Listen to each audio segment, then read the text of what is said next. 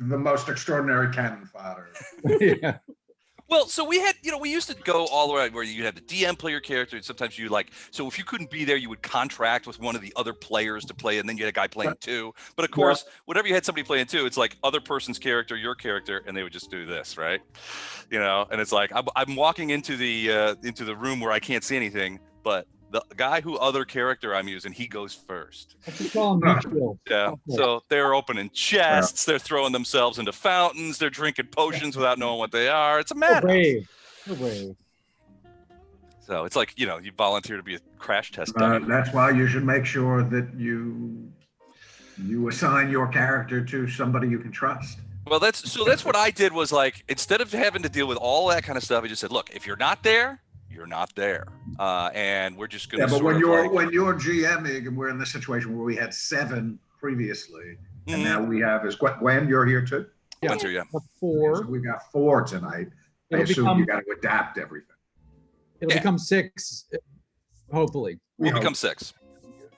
So I trust that Eric and Doug will show up. It could be a little while though. So, but yeah, I just just for mental anguish, I just said, you know what, when you're gone, you're gone. The only penalty that you get is if we're doing experience points as opposed to event leveling, then you just don't get XP for that night. So it works out. But there's just so many problems that can accrue from playing other people's characters or having the DM. And I'm not a big proponent of the DM having a character in the party that he runs. It's too big of a pain in the butt, and it always. Yeah, that's exactly right. It always ends up being a problem. Oh, it all. Yep. So all right, so. Let's talk about last time, the second night of our one night event. As we move into the third night, you guys were able to get pretty far towards the end there. We were sort of pushing forward. You guys ran into a lot of interesting things. A pool you can see that causes. Oh well, you can't really see because I've got you on the crappy map. Let's just go over there. Right where's your good map? Okay, there we go. That's a little better. Oh, yeah. So you guys went. You guys got to the second level down in into the second area, the deeper into the crypt. You ran into a variety of creatures, some zombies that were doing that. Then you encountered this pool that caused fear and sort of chased you out. That creepy pool that sort of showed you your worst fears. And then you moved in and you ran into some swarms of bats, which bedeviled you for a while. A lot of back and forth, a lot of people running around and that kind of stuff. Tordek and Velcro kind of went through and went up to a door to sort of hide out there and draw the bats in and attack them that way. The rest of you sort of fought your way through them and got into. Oh, here, why don't I go ahead and turn off the girl from Ipanema? That's probably a little irritating. I know Chuck gets upset about that. There we go. I just find Bossa Nova so soothing. So you guys got into this area, this sort of crypt area is where you are essentially, and it's a much bigger environment than you were, sort of given to know. I mean, the map obviously shows a big place, but once you've got sort of into it, you realize that this particular crypt, which was built ostensibly to house the body of the founder of Kassen, the city of Kassen, also has a lot of other stuff in it too. And there's the room you're in right now, you can see these things right here, which are like these niches where bodies were kept. Now the bodies are either not there or in some disarray right now. That disarray looks to be fairly recent, but it's probably due to the fact that there were a bunch of zombies wandering around, probably munchtating on whatever they could. I doubt that there was a ton of fresh meat in here, but you know how zombies are. What was that? I said, any treasure? Well, I don't think so. But I'll check. Did we not? We probably didn't do that last time for this room. We didn't. Yeah. Okay, so this room would be that room. Yeah, we didn't search around for anything. Quick look. And Tom Rowe, I don't know if Duffy would be agreeable to this, but if I could copy any of your ritual spells from your spell book, because one of my new evocations is I can cast any class ritual spell. as long as it's half my level or lower. Oh, that's great. I have a bunch. Okay, that would be awesome. I mean, that would just add to, different spells we could do. We'd be doing identify and all that Nice. crap. Yeah, we'll do that. Let's compare notes. Yeah, let's compare notes on Saturday. Yeah, I mean, I wrote down all the ritual spells for first and second level, so you can just tell me what you got. So Perfect. that's cool. Okay, thanks. Okay, you don't find any treasure in this particular room. But as you go back through, because everything sort of happened so fast, you didn't get a chance we didn't get a chance to look or anything. So I'm assuming that at this point you take some time and look around. Actually, back in the other crypt, you have to go past the pool again, which is a little bit unnerving. But back in the other crypt, you do find something interesting. One of the zombies actually has a backpack on. This sort of like blood-soaked backpack. You remove it, and there's a fair amount of stuff in it. You're kind of surprised at how heavy it is. You open it up, and you find what looks to be some rations, which are rotting. No good there. It has a small potion bottle, a pouch that jingles, and a folded up piece of paper. Can we conclude that this zombie was one of the preppers, or it's hard to tell. else? Not only are they I mean, first of all, you didn't know who they sent. It's possible, but it doesn't. I mean, I don't know. You can't. I mean, it's hard to tell. Not only are they a zombie, but you just like a corpse. Give me a what's a medicine check? It's a wisdom check, isn't it?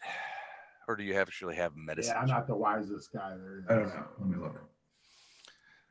I'm gonna beat you to it here. Hold on a second. There is medicine. Yeah, and it is a wisdom bonus. Yeah. So if you have some wisdom or medicine skill, does anybody have that? Nope. But some of the healers do. I have medicine. I have no As a medicine, proficiency. and Shall I roll a medicine check? Yeah, if you got it. Yeah, you can take a look at this. You're examining. Ooh, not bad. So you're examining the zombie. You figure this guy is probably 2 to 3 weeks dead. Okay, so that's recent. Okay. So yeah, it's relatively recent, which makes a certain kind of sense, because the elders at the city who sent those kids out here, have done this, every year, right at the beginning of the festival. So it would have to be pretty recent. They probably come out here a fair amount. So I mean, I would guess at least once every couple of months. So it would have to be fairly recent that these guys got here. But you don't necessarily recognize this guy as being somebody that you have seen in Kassen. Oh yeah, right. I'm not saying that we know. I'm just right. Just guessing. Can we read the folded up note? Yeah. The folded up note is a sort of a handbill. It's a handwritten handbill, but it clearly reads as a notice of employment. It says all those interested should meet at a place called the Ranger's Lament for talking about interested in the positions wanted, that kind of thing. Didn't we see one of these before? We might have read this one. I think we did. Yeah. Did I give you this already? Okay. Yeah, but we needed a reminder anyway. It was it doesn't about whether to return it or loot it or whatever. Yeah. Right. And so it mentions this bar. Does anybody have I don't know, give me like an intelligence check. Anybody who has a good one of those. Yeah. Everybody's like, we're in a crypt getting eaten. 17, that's pretty good.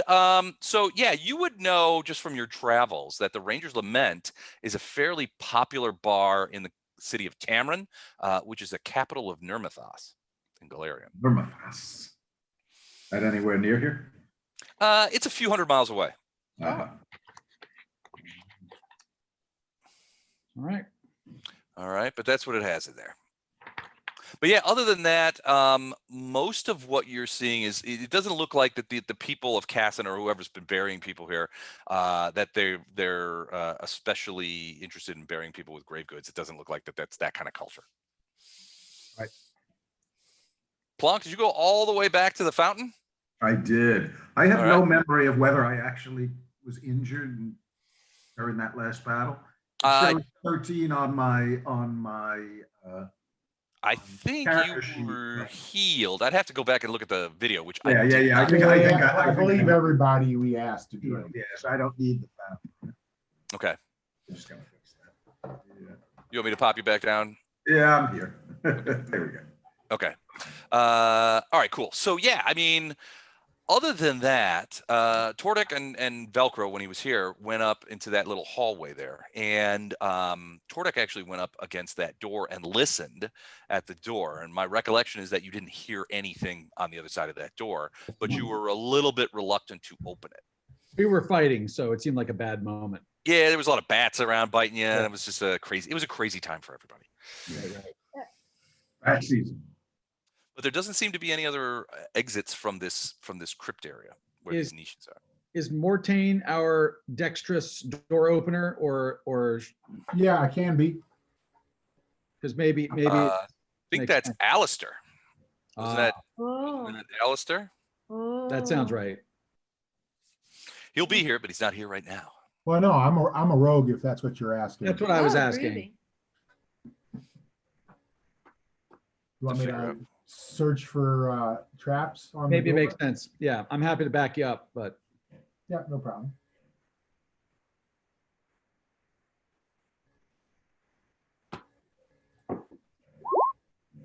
I don't see anything. You do not. So you're looking for secret doors. So yeah, you're just kind of looking around, or are you looking for traps on the door? Yeah, looking for traps, looking for secret doors, Okay. Yeah, you any and everything. you do not see any traps on the door. It doesn't look to be locked either. Okay. So I will go stealthy here. Hang on, let me find that Okay. real quick.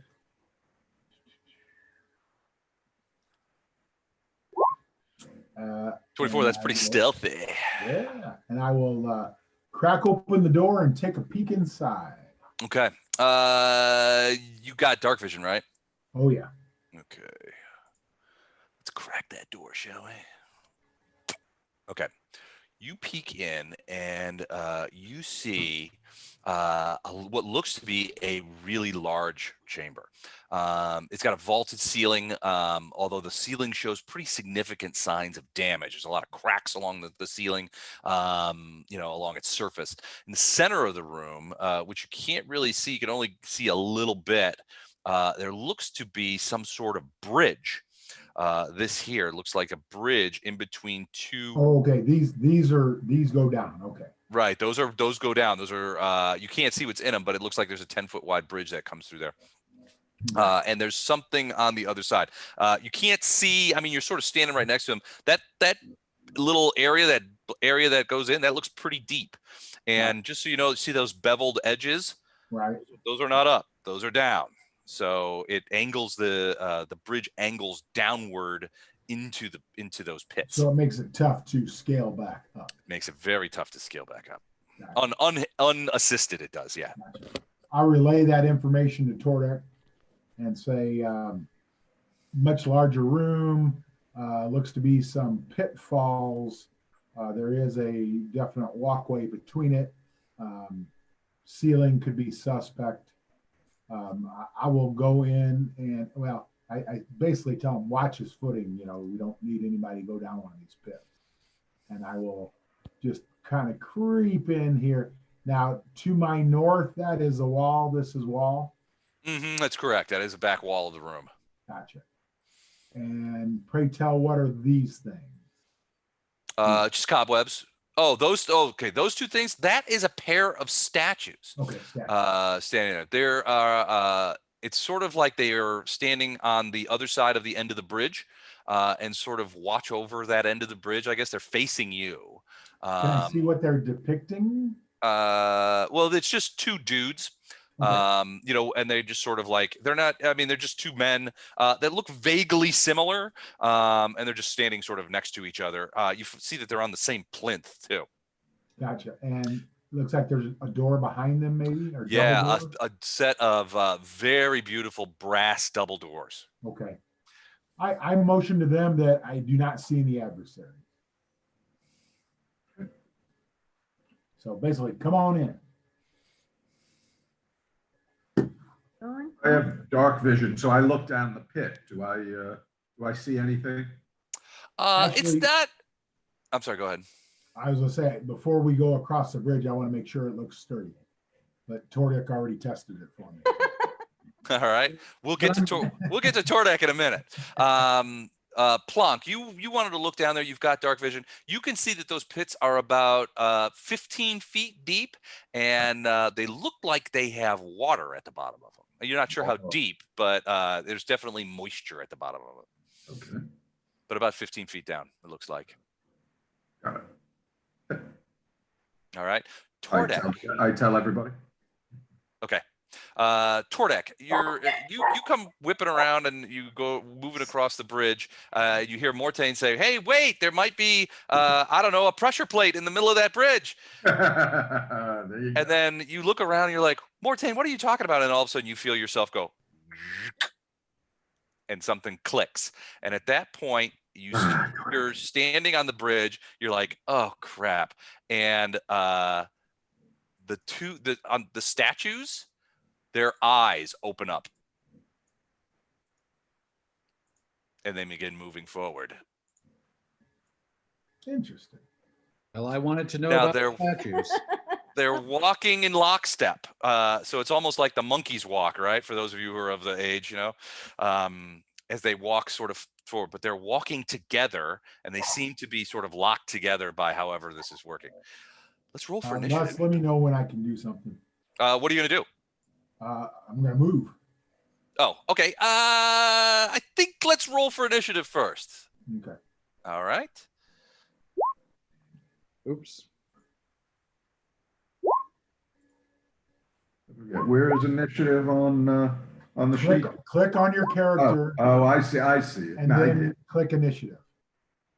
Click on your face. Yes, Yeah, make sure- I know to click on the character. Okay. I just didn't know where on this lousy character sheet. Kind of in the middle of your name. All right. Is that everybody? Boy, that goes fast when we have fewer players, doesn't it? Yeah. Figured we would take another 20 minutes. I'd probably go do all my shopping while we rolled initiative. All right. So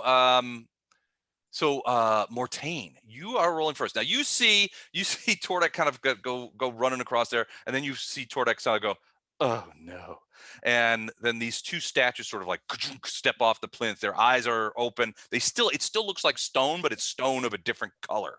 They're mostly gray stone, but these eyes are black, and they begin moving forward. It looks like they're moving towards Tordek as the trap setter offer. Gotcha.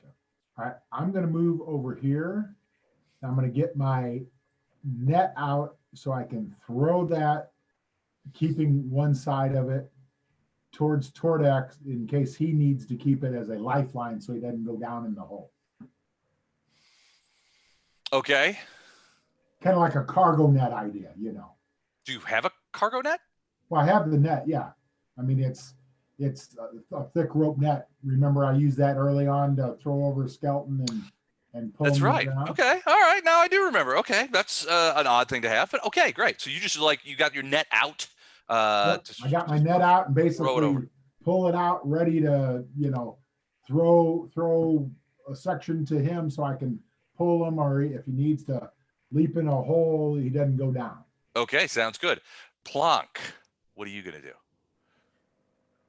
What am I gonna do?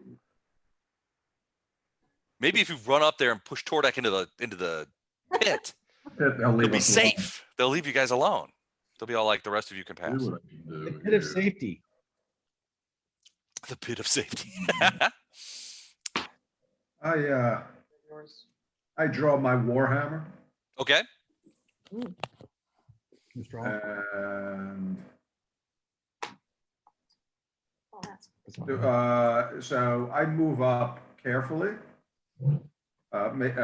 checking ahead of me to see if there are any traps. I assume, is that a perception check or what is that? Yeah, that would be perception is I think. Wisdom. Yep. Well, yeah, it's perception. Yeah. On the character sheet, yep. Oh, nice, 20. Okay, so so yeah, you see these two statues kind of like moving in lockstep. They're definitely moving on Tordek. Actually, 22, right? Or what did I roll? What is this? A 20. First it was This is 20 when you and have then advantage we- or disadvantage. Oh, okay. So I don't know. Yeah. So I see him moving, but did I see a plate or anything? Because I know Tordek stepped on one in the middle. I want to make sure. Well, nobody said anything. I mean, 20. Yeah, you could probably see that there is still dislodged a piece of it. To your eyes, it looks like there's several pressure plates sort of scattered about. Tordek hit a couple of them, and they are pushed downward maybe an inch. These two here. I'm sorry. These two. Where? They so the area in which they are is, hold on just a sec, is right here. Oop, wrong. Hold on.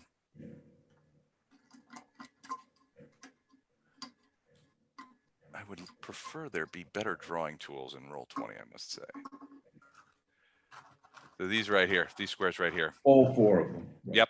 There's, yeah, and they're not, it's not like one big pressure plate. It's like a bunch of little ones about the size of dinner plates that are sort of scattered about. You can sort of, now that you know what you're looking for, you can see them pretty easily. Yeah. Yeah. Well, we know that the one he stepped on activated the statue, but we don't know what else the other plates might do. Right. Could be the same. Could be something else. Right. Yep. Could be. Especially with those dark water-filled pits. Uh-huh. So that With the may carbolic be acid. them trying to push us off into that. So I'm gonna hold right where I am with my Warhammer drill. Okay. That's it. Vistra.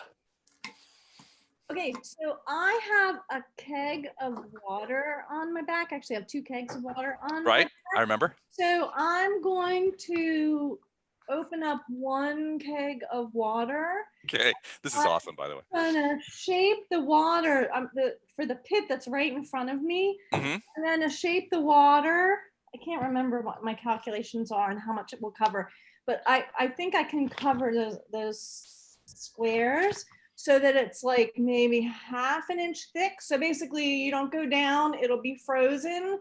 So Oh, you're making, so you're going to cover, so you're basically going to cover the region over the pit, over Yeah. the edge of the pit with What? water and then turn it into ice. correct. I don't gotcha. think I can get to I have to move to the other. I Oh. can do one and then Okay, I'll have to okay. get to the other So one. you're doing this one. So I'm doing, yeah, this one here. Okay. Okay. That's But I awesome. don't know. Okay. Keep them from pushing us in. Hopefully. You know, if you could get those statues to walk on it and then unshape the water, sploosh.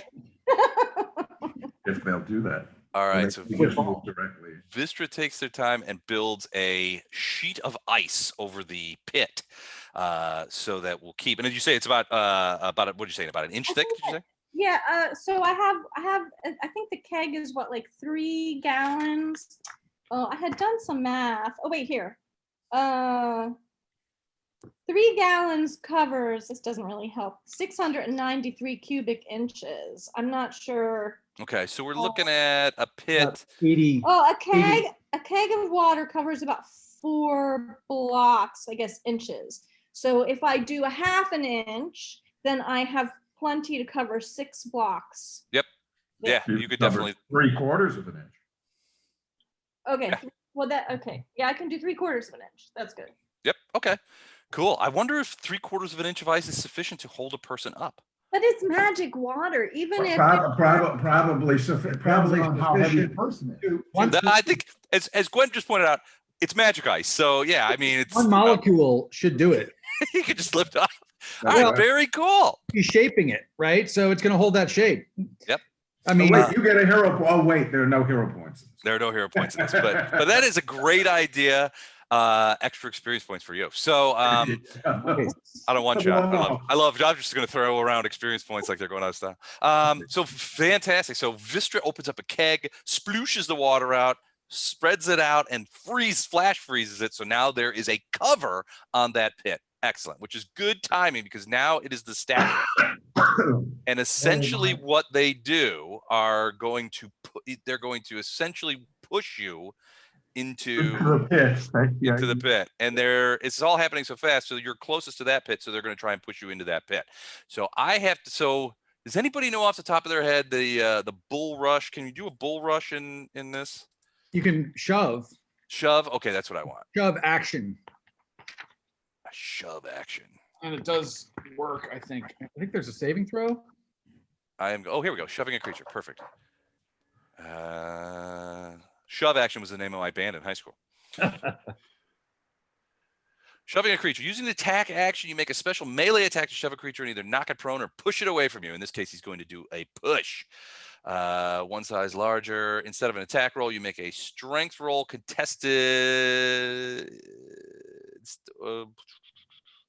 If you're making multiple, okay, the target must be no more than one size larger than you and must be within your reach. Perfect. Instead of making an attack roll, you make a strength athletics check contested by the target's strength or dex. If you win, you either knock the target prone or push it 5 feet away. All right, so strength check. We're gonna do strength on your. So I want you to roll either a strength roll or a dex roll, whichever is better, to try and keep from getting pushed into the thing. And I'm going to roll strength. So just so you know, the creature's effective strength is 22. So I believe that is a +6. Youch. So this is going to be tough. All right, but anybody can roll garbage. Ooh, a contested 9. All right, here we go. Here's mine. A 9. Oh, All right. I don't know that we can do what to do in a tie. So let's re-roll. 16, much better. 12. So I lost. The Gargoyles lost. So Tordek, in total dwarven fashion, sees these statues bearing down on him, and he just sort of digs in, and the statues just go bang and hit into him, and it's like trying to push him, and he's just like dug in. His boots are scraping across the thing, and he's like, no dwarf of mine is going to get tossed. Protect the quarterback. they're made of mere stone. It's like an offensive line up there. All right, and now it is your turn, Tordek. These statues are continuing to try and push. So they don't have any like weapons. I mean, theoretically, they could just like bash you, but they seem more interested in pushing you into the thing, and they are completely not recognizing the fact that there's ice at the bottom of it. I like their idea, so I'm going to shove them back. Shove them back. All right, so same way, contested roll. Yeah, in this direction. The same idea as they had. You're going to try and push them into the other one. Yeah. Yeah, you can shove them 5 feet, I think it says. Yeah, that would do it. All right. Ready? Yep. Let's do this. Oh, no. Ready, close. Hoist by my own petard. All right. All right. All right, so that's an attack action. You can still try and move away from them if you want. You can't do another attack action though. I think I'm good. You're gonna hang. Okay. Actually, may I do a move? You can move. Yeah, absolutely. I think because this is now frozen ice, I can step around them. Yeah. Yep. And to here, just to give my friends the opportunity to flank them.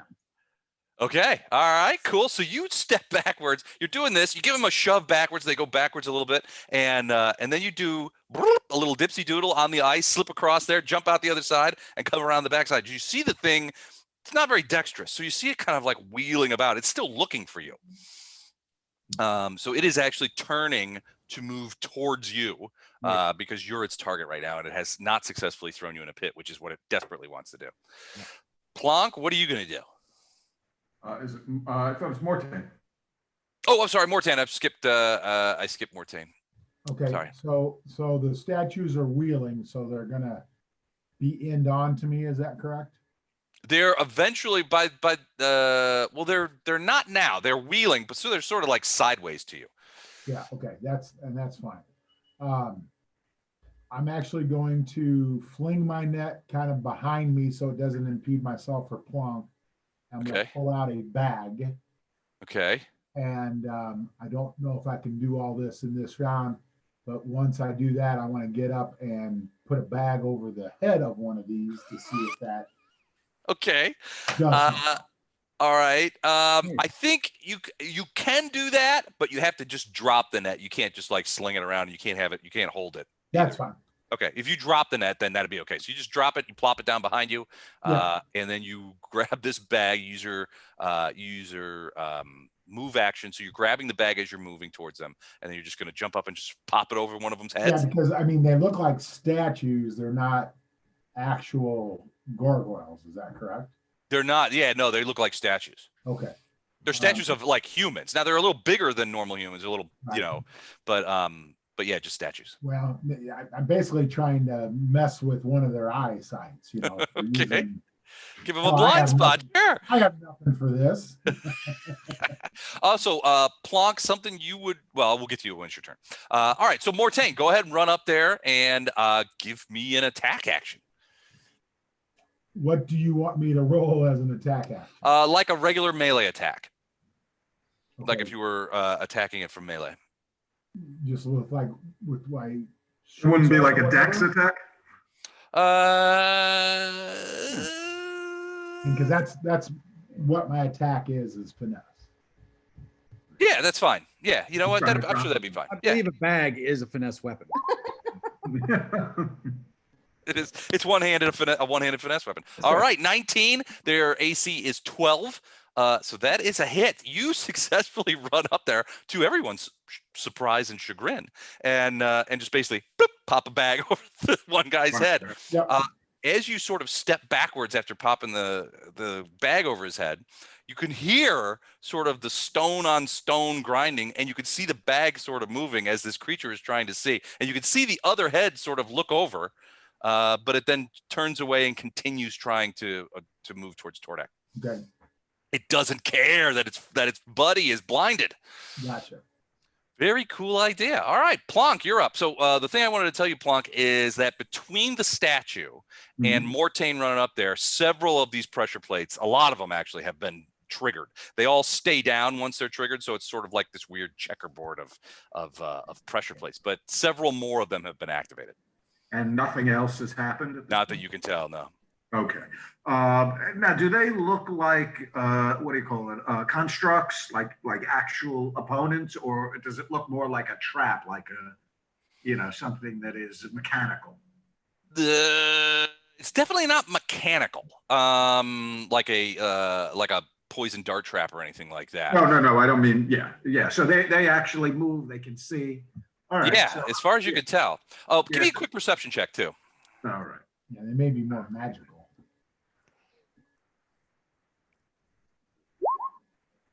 8. Okay.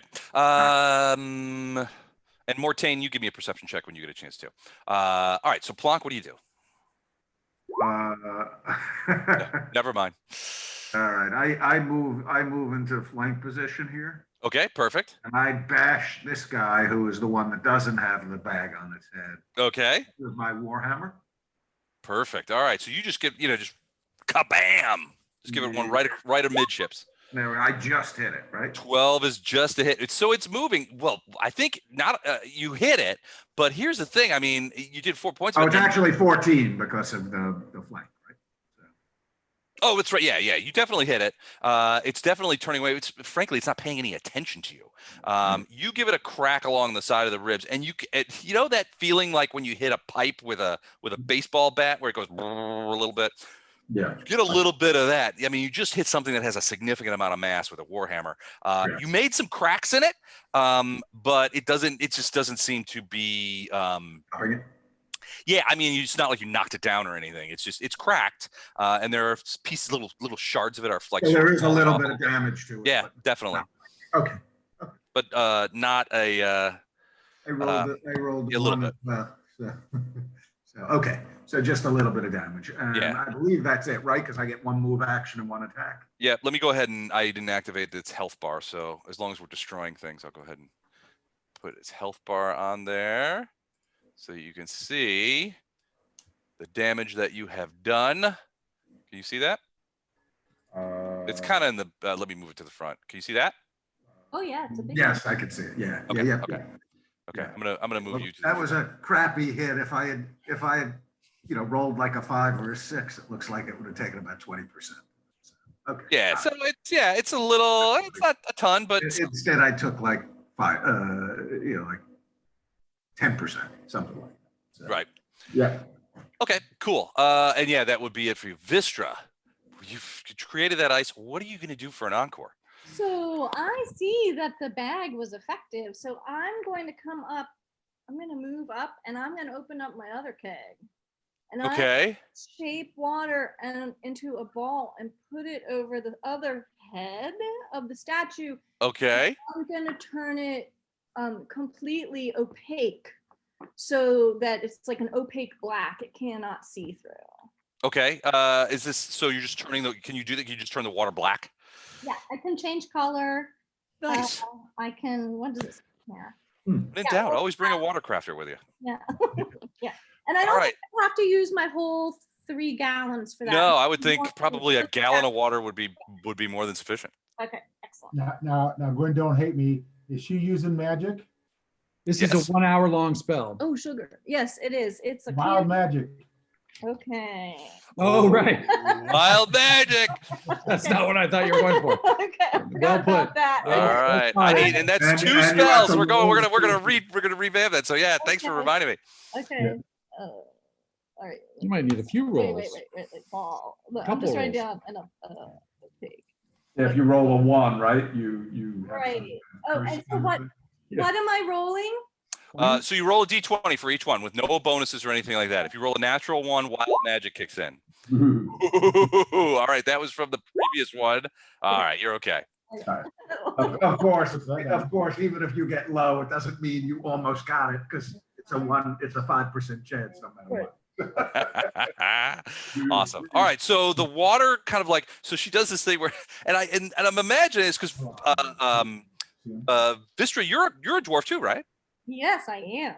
So I'm imagining this dwarf woman just kind of like taking these kegs. She's got 2 of them on the back, like the tanks for a flamethrower. She pulls them off, pops the lid, and it's just like woof, woof, with this water just going everywhere. I think that just is a cool visual.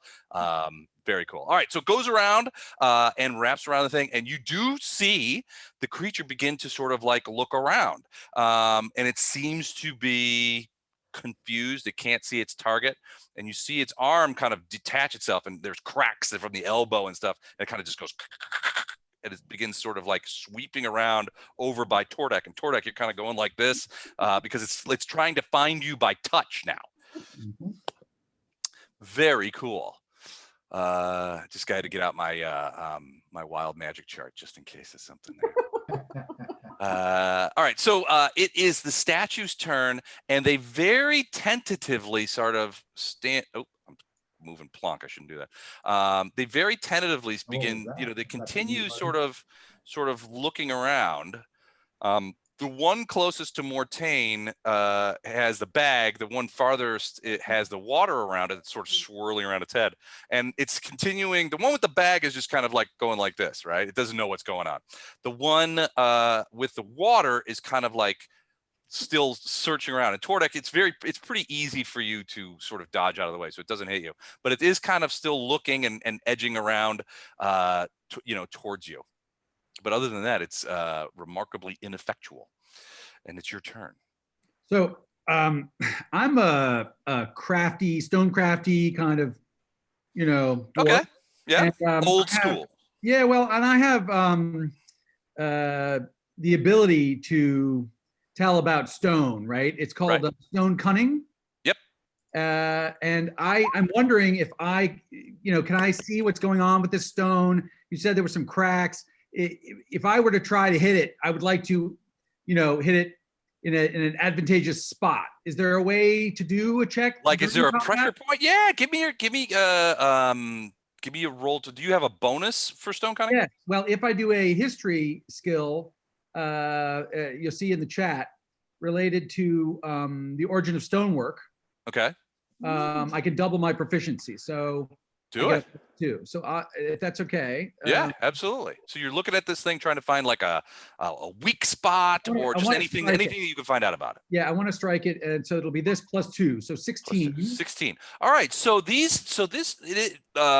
your guess is that these are some sort of guardian statues. This is something you've heard of. Essentially, they're ensorcelled statues. They're usually put in graveyards and places like this to sort of keep grave robbers away. Obviously, these guys didn't do their job, but but they're typically technically non-lethal. It all sorts of makes sense for you because now you're like, oh, I get it. They push if there's grave robbers, they push them in the pits, and then that alerts something or something else happens where the next time somebody comes down, they can arrest the guys or whatever. It makes a certain kind of sense. When you look at the creatures themselves, you realize that there's a fair amount of mass above the center line with these guys, and that plinth that they both stand on is fairly small, which to your mind tells you that their center of gravity is pretty high. They could hit them in the right spot. They could be toppled. Is it possible if I were to move to say this position and then postpone my action, but prepare to shove it, that like Plonk and I could? I was thinking the same thing. We could Absolutely shove and then maybe do it with advantage or something. Yeah. Absolutely. All right, so I will do that and say, Plonk, let's shove this thing into the pit, and that's it. If Mortain delays, we can just try that right now. Up to Mortain. Yeah, I can delay, that's fine. All right. All right. You gonna delay? All right, Plonk, you're up, and I'm gonna go ahead and say you guys could do this. So Plonk, you're Tordek's like, you hit him there, and I'll hit him there. Well, give him the old. Well, probably the best way to do it would be Plonk does the push, and you just add my 3 bonus from strength to whatever he gets on top of it. All right, sounds good. That work? That works for me. That work for you, Tordek? So what? Who's doing the? You're a +4 strength, right? I'm a +4 strength, so I'll do the shove. So you said we're just treating it as like we're pushing it together, and we're adding our 2 strength bonuses. But you've got to make the roll, and you get advantage. Okay, and advantage. That's great. 21. 24. 24. All right, that's gonna be tough. It's gonna be tough for me to beat. And I did not beat it. So you guys lower his shoulder and do offensive line right into these guys. You hit it and right. Tordek, you picked the exact perfect spot. It wheels backward like, a high school kid in his desk chair. Bobbles for a few minutes. The bag falls off and you see this guy's eyes kind of like going like this. And then it goes ass over tea kettle into the hair. And you hear a crash and a sploosh down in the bottom of this pit as it lands down in the bottom. Those weebles do fall down. You also, but Mortain, take a look in there. Okay. What did we smash? What piece of nice treasure did we smash? I'll look in there. What All right. So there's a bunch of water in the bottom, and about the time this thing crashes in there, and it looks like it's busted up in a couple of pieces, it's snapped off, but you also see something moving in the water. Ooh. And as you see, about that time, a skull head pops out of the water, and you see it's got like a scimitar in its hand, and it goes ka-chunk, ka-chunk onto the broken pieces of the statue. It doesn't get crushed by the statue. It was in some other area. Yeah, it doesn't look like it get crushed, but it doesn't look like it's trying to. I mean, it's not standing fully up either. But it's like it's attacking the statue. Yeah, the water looks like it's maybe about 4 feet deep. Yeah. It's not deep, just enough. For example, to hold on a sec. Where did that go? There we go. Just deep enough to cushion the blow of falling in the pit, so to ensure that you take no damage. But somehow water's getting in there, and this creature has come up out of the water. It looks like it was just like under the water, and it's come up and it started attacking the thing. It seems it looks like a skeleton. What's the scimitar look like? It's old, rusted, garbage. Okay, so no value then. No. You wouldn't. Yeah, no. Yeah. The sort of weapon a skeleton might use. Okay. I'll go back and retrieve my net and tell them good job, guys. Okay. I'd also like to absorb back my ice. Okay. You're just gonna like let it thaw, swoop it up, and put it back in your keg. Yeah. Nice. Let's watch and see if something comes out of that pit. Reuse, recycle. That the skeleton doesn't look like it could come up at us, right? Because no, it's too far. You don't think it could get up there? It's definitely would have been a problem for somebody in the pit. Did a piece of stone break out off at the top of the pit too? Do we have something we could drop into the other pit to see if there's a skeleton in there? Yeah, you could probably find something to drop in there. All right, so we'll do that. So yeah, it's your water lands with a sploosh in there as well, and but you don't see any skeletons under there on that side. Okay, got it. Although there could easily be a pass through. The water levels look about the same, so there could easily be a pass through underneath the bridge. Yeah, like a little tunnel. Yeah. It just could be that the piece of rock wasn't sufficient to sort of aggravate anybody. Got it. Okay. Okay. So I guess moving on to those doors. All right. The statues aren't there anymore, so just so you guys know. Yeah. Let me get rid of these. You see what you did? You copied the statues. I'm somewhat hamstrung by my crappy Photoshop skills. But no, but you know what you could have done is you could have just copied, like a blank space. Yeah. Like 2 blank spaces and put it right over the top. I wish I'd have thought of that. All right. So you go up to the doors, and I got your back. there's these they're huge brass doors, and they have carvings on them, including a large incised motif of what looks to be some sort of battle in an urban environment. You're guessing that this is Kassen saves the city or some shit like that. Yeah, I was going to say that's what I was doing the intelligent check for, to see if there's something on the door, a clue of some sort. Well, what's yeah? I'm sorry. Go ahead. What were you going to say? I was going to say, what did you tell us about this crypt in the first place, other than that they send the young people down to? So yeah, it's basically it's Kassen's tomb, and it has an ever burning flame here. And the idea is that every year they send these kids here, and it's all sort of a put up job. I mean, it's sort of like they send the burgeoning young adventurers. They pick one group out of the things, people who would become adventurers, and this is sort of their first adventure, right? But it's all sort of. This year they managed to murder the kids. Well, it's usually they send a crew up a day before and make sure everything's nerfed. And I mean, you guys saw that there were cushions at the bottom of the pit. There's water. Right. They murdered the crew and then the kids.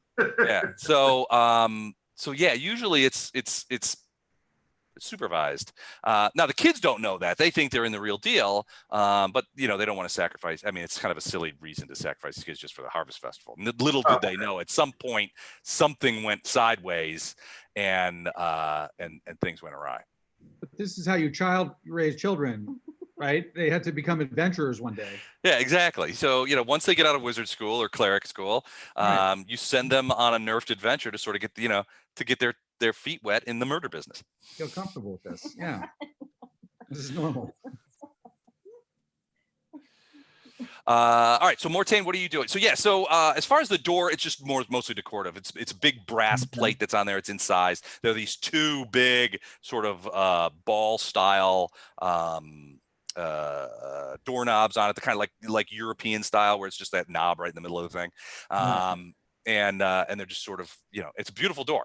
I'm going to examine the hinge side and the top and the bottom and see if there's any trigger mechanisms for a trap. All right.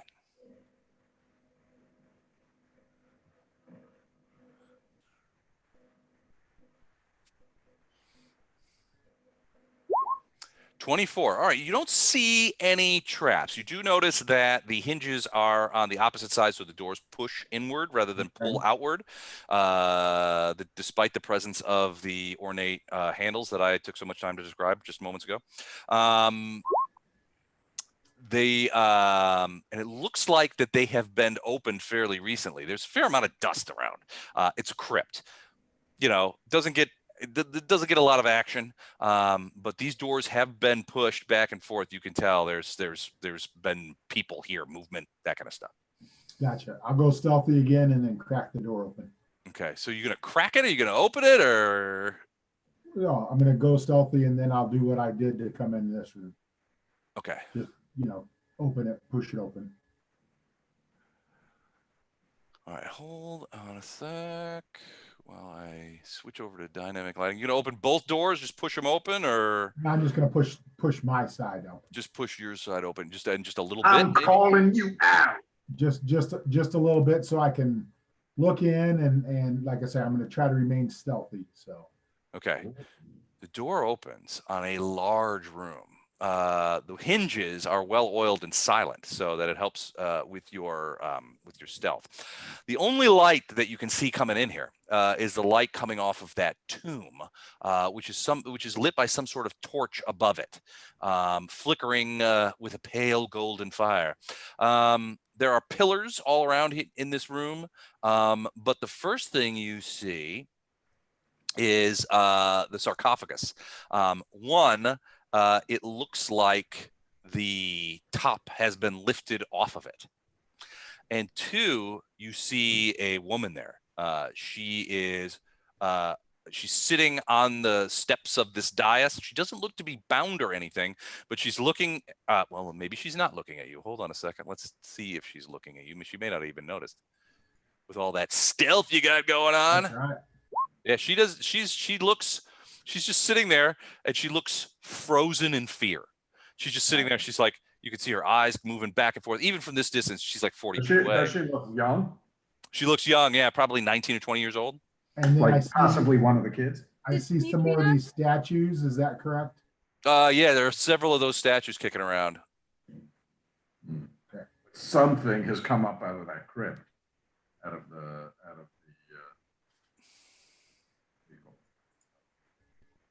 I hate to say it. I step back and say, I do see a woman in there. She did not see me. Do you say that it's just like, like, hey guys, I see a woman in there? No, I don't yell it. They're right there. And I hey, listen up. That the looks like that eternal light is above the open crypt. It's on a dais, and there looks like there's some more statues, and that's all I could see from my vantage point. All right. So this door is open now. So I opened the other door. Should we call What? the name? We're hoping that it's the sister of Voltaire. We're hoping that it's Demetria. Should we call and see if she's alert? Yeah, but if she's sitting there like shaking, maybe she's looking falling spooky. out, You might not want her to go running off. She might be in shock. Okay, that's good. Good. Yeah, she didn't look bound or anything, but she looked scared out of her mind. Mortain, can you check if there are any traps on the platform above the stairs? Sure. She could be, possessed, or she could be bait. Could be. All right. Keep in mind also that this area right here, as you enter this area, you see the steps right here. Those steps go down. So ultimately, the floor of the crypt is probably 10 feet below where the level you guys are at now. I am gazing out at these 4 blocks in front of me to see if there's any of those pressure plates. Okay. What'd you roll? 14. 14. You do not see anything that looks similar to those pressure plates. And I inform them on the landing here, I do not see anything. I can't tell by the stairs.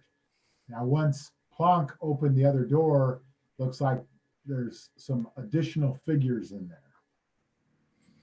So Yeah. So the light over the thing reveals certain things. You didn't see them at first, but as you peek back in there, you can see that there are at least 4 skeletons sort of standing there at attention Here. between the pillars. Yeah. Here. So there's pillars on either side of them, and there's just two apiece there. Okay, and these are statues? There's statues in front of pillars. Yeah. So you see this, you can sort of see it right here. See how that's a square area that's And dark? this is the flame? Here? Yeah, that's the actual Everflame. Okay, got it. And so I've opened this door now, but I'm still seeing some black. Gotcha. Okay. Now, if you all want, I can throw a magical voice down above the crypt to see if that gets these creatures' attention. Yeah, I'm it might assuming get that you've like sort of semi-closed that door again. Yeah. I mean, for Okay. mine, I just kind of. You're just holding it open. Yeah. I could dump that keg of water the 3 gallons down the stairs, and Mhm. it would cover as thinly as possible in the most sheer of slipperiest ice at the base Okay. of those stairs. That's a good idea. Um, Make it difficult terrain. for anything to either approach or come up. Yeah, but do we want to trap the young woman down there though? Because she'll I- be trapped if you do She's that. already trapped. I I mean, think, because I can unfreeze it once we can sort the whatever, Gotcha. I'd rather I'll tell you than- what, I will. As long as your turn comes before theirs. I'm a Tempest cleric, and I am really keen on Yes. on Kill it. using some thunder damage, and I need a cluster of bad guys. So if we could lure them into a cluster, I would love to just run in there and thunder wave their butts. Okay, I can maybe get them, get. a Nice to do cluster it here. to that Yeah. landing if you want, but you're all gonna have to stay up here. Right, a combination of a voice to lure them and ice to make it difficult for them to charge us would be nice.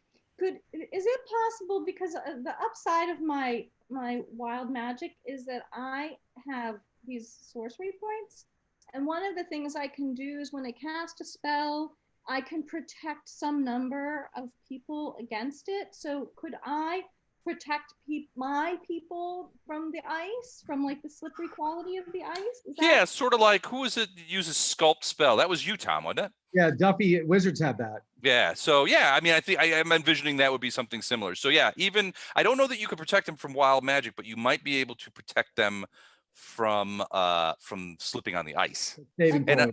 And I'm Yeah. envisioning, like, as people move across where your ice, you're sort of like parting the Red Seas kind of thing, you know, as their feet hit the ground. Now that would require that you sort of stay still and concentrate to do that. But yeah, you could do it. Yeah, I can do that. Yeah. It says I can choose a number of creatures up to my charisma modifier. What's your CA modifier? It says 4. Wow. Okay. What's your charisma score? Is it 18? 18. Nice. All right. He was just like a crazy character that came right out of that generator thing that you said. Very fancy. Okay. Awesome. So yeah, you could up to 4. Weirdly, that's how many people you have right now to protect. So yeah, so you could essentially, if you stay concentrating on it, you could essentially make a sheet of ice that would affect the bad guys and not affect your guys. Okay. You would sort of be doing the sorceress, a bit of sorceress whack-a-mole, especially if all 4 of them decided to move in at the same time. You'd be like, Maybe right here instead of on the stairs.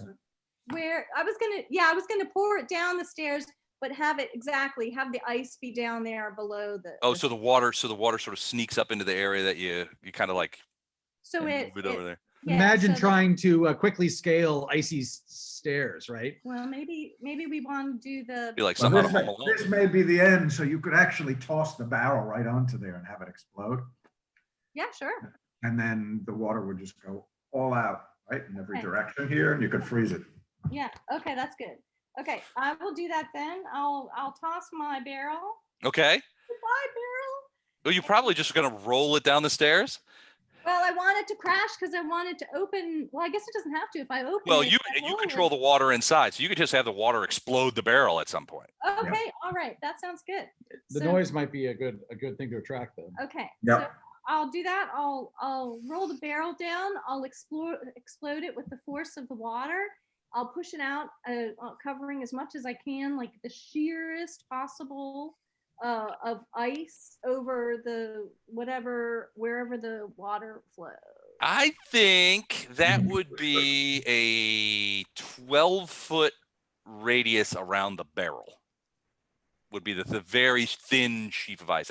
Let me see what that looks like. Hold on a second. Like about like that? Probably smaller.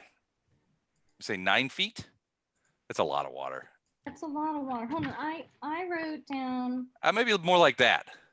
Well, from what she had, she said it could cover 6 squares if you do it half an inch. You could, yeah. Okay. Doesn't even need to be that thick though, so she could probably cover. Yeah, she could probably cover a little extra. How much I got? But I got probably 12 in there. So yeah, I mean, if you're talking about a 1/4-inch skim of ice, Yeah, a 1/4 inch. I think this is legit. Is 2,700 square inches, and a five square feet is 700 square inches. Okay. So Yeah, I think this would work. It's 60 by 60, so no, it's, Is it too big or too small? I can put is it on up here? yeah, so it's 60 inches by 60 inches, so 3,600 square inches per 5-foot square. Ooh, okay. So, and you said that you could skim 2,700, so that would only be like 1 square. That can't be right. Wait, I'm not judging. I'm not criticizing your math. I think we've got it wrong. it says it's 693 cubic inches. Cubic inch. Cubic, yeah. So 693 times 693. Quarter inch. So that's only about 1 square. Yeah. 5 feet by 5 feet. I mean, remember, it's only 3 gallons. It's not that much. Yeah, I have a keg of water covers about 4 blocks is what I had written down. Let's do this. Like 2 sections. It all depends on the thickness. Right. If it's thinner than a quarter inch, if it's like Yeah. if it's like a 1/16 of an inch, it would cover. It doesn't have to be thick. It just has to Nope, be. just got to be slippery. That's And it. it won't, and you won't, like, when you put your foot down, it won't break, Right. right? Because it's shaped. Right. So like a 1/16 of an inch would cover 4 squares. Yeah. So I'm gonna say like about this much. Just covering the No, squares. you're right. It's too much. Let's do this much. Where? I don't see any shapes. Oh, yeah, we can't see what you're doing. Cram is typing. Oh, you guys can't see that? Cram wants in. Les. Oh, cram. Okay. Why can't you see that? You should be able There it to is. see. Hey, what's happening, guys? Hey, What's hey. happening, bud? Not much. Well, Good timing. Oh yeah, did I die? No. Oh, it's because I'm stupid. Sorry. It's frankly, I would have gone a lot farther in life had I been not this dumb. So what did you do? I'm just trying to. I couldn't figure out why they couldn't see this. All right, so how about like right there, 4 squares? Yeah, That Glenn, can you bring it up a little closer to the stairs? yeah, maybe the 4 right below the Form. stairs. Tell you what, Vistra, I am going to give you control Oh, Oh, hold on. of the barrel. You can put it wherever Center it there, maybe? want. Like, Center it 2 up. no. You can't drag it? I can't drag it. All right, try now. Yeah, turn on. Okay, Woohoo! perfect. Oh, wait, it just went Huh? really. Well, it is slippery. Oh, see, it won't go in the. Oh, she can't drag it the way you can. Go. Hey Tom, Hey. I thought about you. Did you get my email about my buddy finding some howitzer ammo in their basement? Yeah, I saw that. Why was Scott Air Force Base all on Twitter about that? Josh, Tom, Gwen, this is a normal Government. Western I thing. mean, they're the ones that came out and had to take it away. Oh, I mean, if it's doesn't have any explosive, all it is casings, right? Okay. We just don't want them to be What do I able to know? hit us. Is Yeah. that? Yeah. East Coasters, this is something that happens in the Midwest all the time. Don't worry. Should have called me. I would have come out and gotten it for them. And there We're wouldn't always have been any we're always They were hoping- finding howitzer shells and shit in people's basements. Well, and then there was a World War I bazooka shell. I didn't know they had bazookas in World War One. They were I didn't like I know. They said they were using it. They believe that they use these kind of shells for practice in Oh. World War II. But the point is somehow the design started in World War One. Gotcha. Ah, Yeah, Um, that's kind Very of cool. weird. All right, so Vistra. Doug, I put Cram up in with the rest of the group, so you should be able to control Okay. this. So they have managed to get past a set of bull rushing things and peeked into the door and found what they think is the master crypt. However, they also know they've got what looks to be a very scared young woman sitting on the edge of the dais where the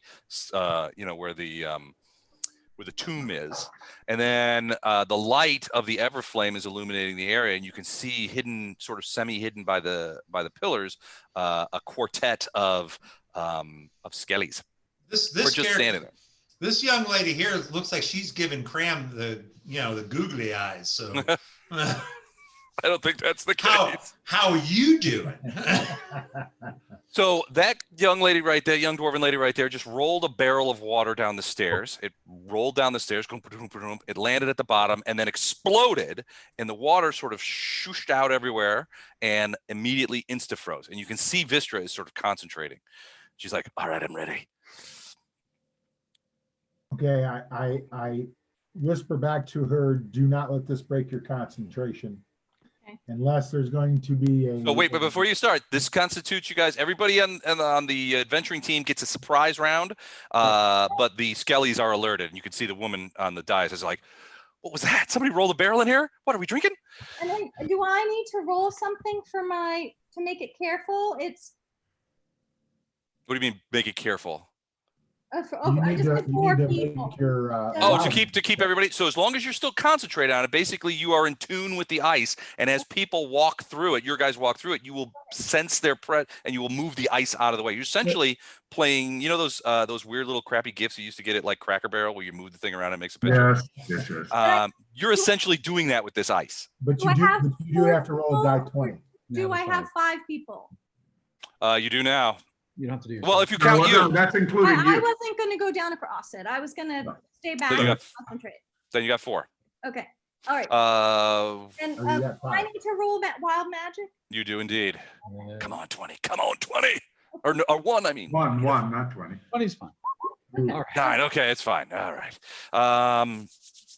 Okay, so yeah, the barrel breaks, the water shoots out, and immediately flash freezes. Obviously, the skeletons see this and begin like kind of looking forward. Their little red glowing eyes looking around. The lady on the tomb, Mortain, you can see her eyes are just like, what the fuck is going on now? She's obviously petrified. We planned this out, so I got my bow drawn. Okay, you guys have 1 round of surprise before we'll have to roll initiative and figure out how things go. Because this was definitely a surprise for them. Are the skeletons reacting, or they're just standing at attention, or what? The skeletons are reacting. So they were standing at attention. Now that the barrel has broken up and they're sort of like looking, you know, this is obviously not normal. So so they're sort of looking around and they're beginning to move forward, but they're not making the connection between somebody's at the door and the ice and barrel down. They're looking at the barrel. So I come down to here and I yell and I take a shot at this guy right here. Okay. So you're just like, hey, jerks. Yeah. Since they're not coming directly, let's see if I hit them. Okay. Okay. Not good. 6 is not a hit. Sorry to say. Nope. And then, yeah. And okay, that's it. So, All right. hey, Yeah. one thing I've got as a paladin, I'm looking at, don't I have some pluses against undead? I don't know. Maybe. I'm just looking through the. Yeah, probably not yet. Yeah, it's Second only level. Second level. Yeah, it probably might not be right. much. All right. All right. So that's Plonk, Mortain, Tordek, Cram. You each have a free round. I'm going to in the step surprise right behind round. Plunk, and I'm going to cause slight tremors. Oops, sorry, wrong thing. Slight tremors to originate right there, so it makes it difficult terrain for them. All right. Is there an area of effect? Create. Let's see. Create. Do you have it up, or do I need to look at the thingamabobble? Now, harmless tremors in the ground for 1 minute. So the range is 30 feet. Your determination. I'm thinking it's just. I mean, I'm localizing it there. Okay. So but just affect those 2 targets. just these guys. Okay. So they are essentially in difficult terrain. Correct, because Okay. I mean, I pulled this trick in that first room with the skeletons because they don't have Gotcha. good feeding. So All right. Brown is the color of difficult terrain. that just makes it tough for them to walk for the next minute. Yeah, they're at half speed in essentially. that area. In Yep. that area. So my question is, do we want that though, or do we want them to be stumbling on the ice? Yeah, we'd like to draw I them. can stop that. I want the other ones to get up there, and then I will release these. So Okay, got it. we don't have everything coming at one time. But okay, I was hoping to get as many as possible in a tight group. Well, no, and that will get there, but I mean, it won't get there this round anyway. So Well, not They this will. round because you guys are all working. But I think Correct. Tordek was like, plus, if they move 30, they can move 15. That gets them in the area that you want anyway. Yeah. But then they can't do much else after that. okay, All right. all right. Tordek, Cram, what about you guys? Graham, you want to go? Yeah, the over here is difficult terrain. Oh, wait, I got it. Just for the skeleton. So Doug, you came in late, so just so you understand what's going on, That's ice right there. We're trying to lure the skeletons into this area so that they can't move. And then who is it who's going to cast the spell? I will. I'm going to do a thunder wave on. Yeah, thunder wave. Hopefully on the 4 of them when they're stuck on the ice there. Yeah. What It's gonna what do a is lot of damage. what All is right. the size of that thunder wave? Okay, since that's the plan, I will refrain from, running through, Yeah, yeah. and I'm going to come right down here. Okay. Just don't get too close to that thunder wave spell. Well, I won't step into the ice. Point is, I'm going to prepare to attack with my mace. Gotcha. Okay. All right. So now these guys see you. I had a move as well. I'd like to do. Sure. Yeah. Like a pre initiative. I'd like to also use my thaumaturgy, but I'm going to make my voice boom 3 times as loud as normal and in their direction. And I'm going to say, I've fallen and I can't get up and I've spilled my bucket of water. Just sounding like a helpless human. And what they hear is, I want to really get their like lack of blood they have flowing. no intelligence. The lack of blood flowing. I want to give them a massive boner, as it were. Just very excited. Okay. They Very so they Who doesn't like a massive boner? Well, they're I mean, You're that's going all to show they them your got. bone? That's Is all they that got what to you work with. said? You're showing them your bone? No, their bones are what we're working with, and I want them to be very, very excited. stop it. I can only tweet so fast. Sweet. Yeah, one reason I like to play D&D, and I started at like age 12 because we've not progressed past that. It's true. Yeah. All right. So that's all I wanted. Oh, and then I'll position myself ready there for their approach. Okay. Wall with cram. All right. So you do see them. They're looking up. So you see not only are they looking at you, they're looking at Cram. They're looking at the barrel, and they're beginning to move forward. So it could be that this is all right. So let's roll for initiative. Yeah, and when you can move and concentrate at the same time. Yep. Yep. You can move. Oh, I can move. Yeah, it's possible. But I- now we're clicking on our icons and hitting initiative. Oh, and that was okay. No, it's initiative. good. Oh, This is bad Nice. roll. Mistras. okay. Wow. Okay. Master of all things. And then what about me? All right, let's go ahead. Okay, do that. Cram, did you get yours in? Nice. Yeah, 18, I think. No, Excellent. 12. Well, Another spell as long as it's not concentration. nice try, Doug. You have the- All right, so real quick, let me do this real quick. Get that out of the way. Hey, Doug, I'll trade you initiatives. It doesn't matter to me. Yeah, What'd you get? I got you got 18. 18. All right, it's not bad. All I right. don't- They're skeletons. I don't attack skeletons. I can't do too much against skeletons. So. Okay. Vistra, you somehow managed to end up going first. So you've got everybody sort of perched on the edge of the ice. You're concentrating. You can still, while you concentrate on that, you can still move. But I don't know that you could cast another spell, maybe a cantrip of some sort. No, you can't can't cast cast the spell, I don't think. Shape water. I can't because it's not the keeping it safe for my people is what is the concentration. So could I coat someone's weapon with holy water? Sure. Yeah. If you were going to, yeah. So the way I'm envisioning is just like a blob of water comes out of the ice into the air, revamps, and then like grabs onto somebody's weapon. Well, I have the flasks of holy water. They're like on my. Oh, that's right. You're going to do, I forgot about the holy water. All right. So you're going to grab the holy water, uncork the flask, and shoot it at somebody's weapon? Yeah. Just like fly it over there? This is something that could use some extra radiant something on it. Well, I do have a warhammer, but somebody in front of me may have a. Yeah, well, Cram's got his mace out, so yeah, he could do it. Okay, Mace. So that's what I'll put. I'll coat the mace, Cram's mace, with the holy water. And it doesn't have to be frozen; it just has to hold the shape, adhering to the surface of the. What is it? The ball with spikes or something? What is it? A mace is like, yeah, it's basically a glorified metal club. You want to see what a mace is, Gwen? Yeah, he's got one. It has a round ball on the end Oh, of the show and tell. Well, first we're talking about boners, and now we're talking about things with a round ball in the end. Well, yeah, the weapon is even more. We know where your mind So is. Gwen, can you see that? Okay, so that's like a diamond. like a stegosaurus. Okay, that's good. Okay. That's a mace. Now a flail's close, but not quite the same.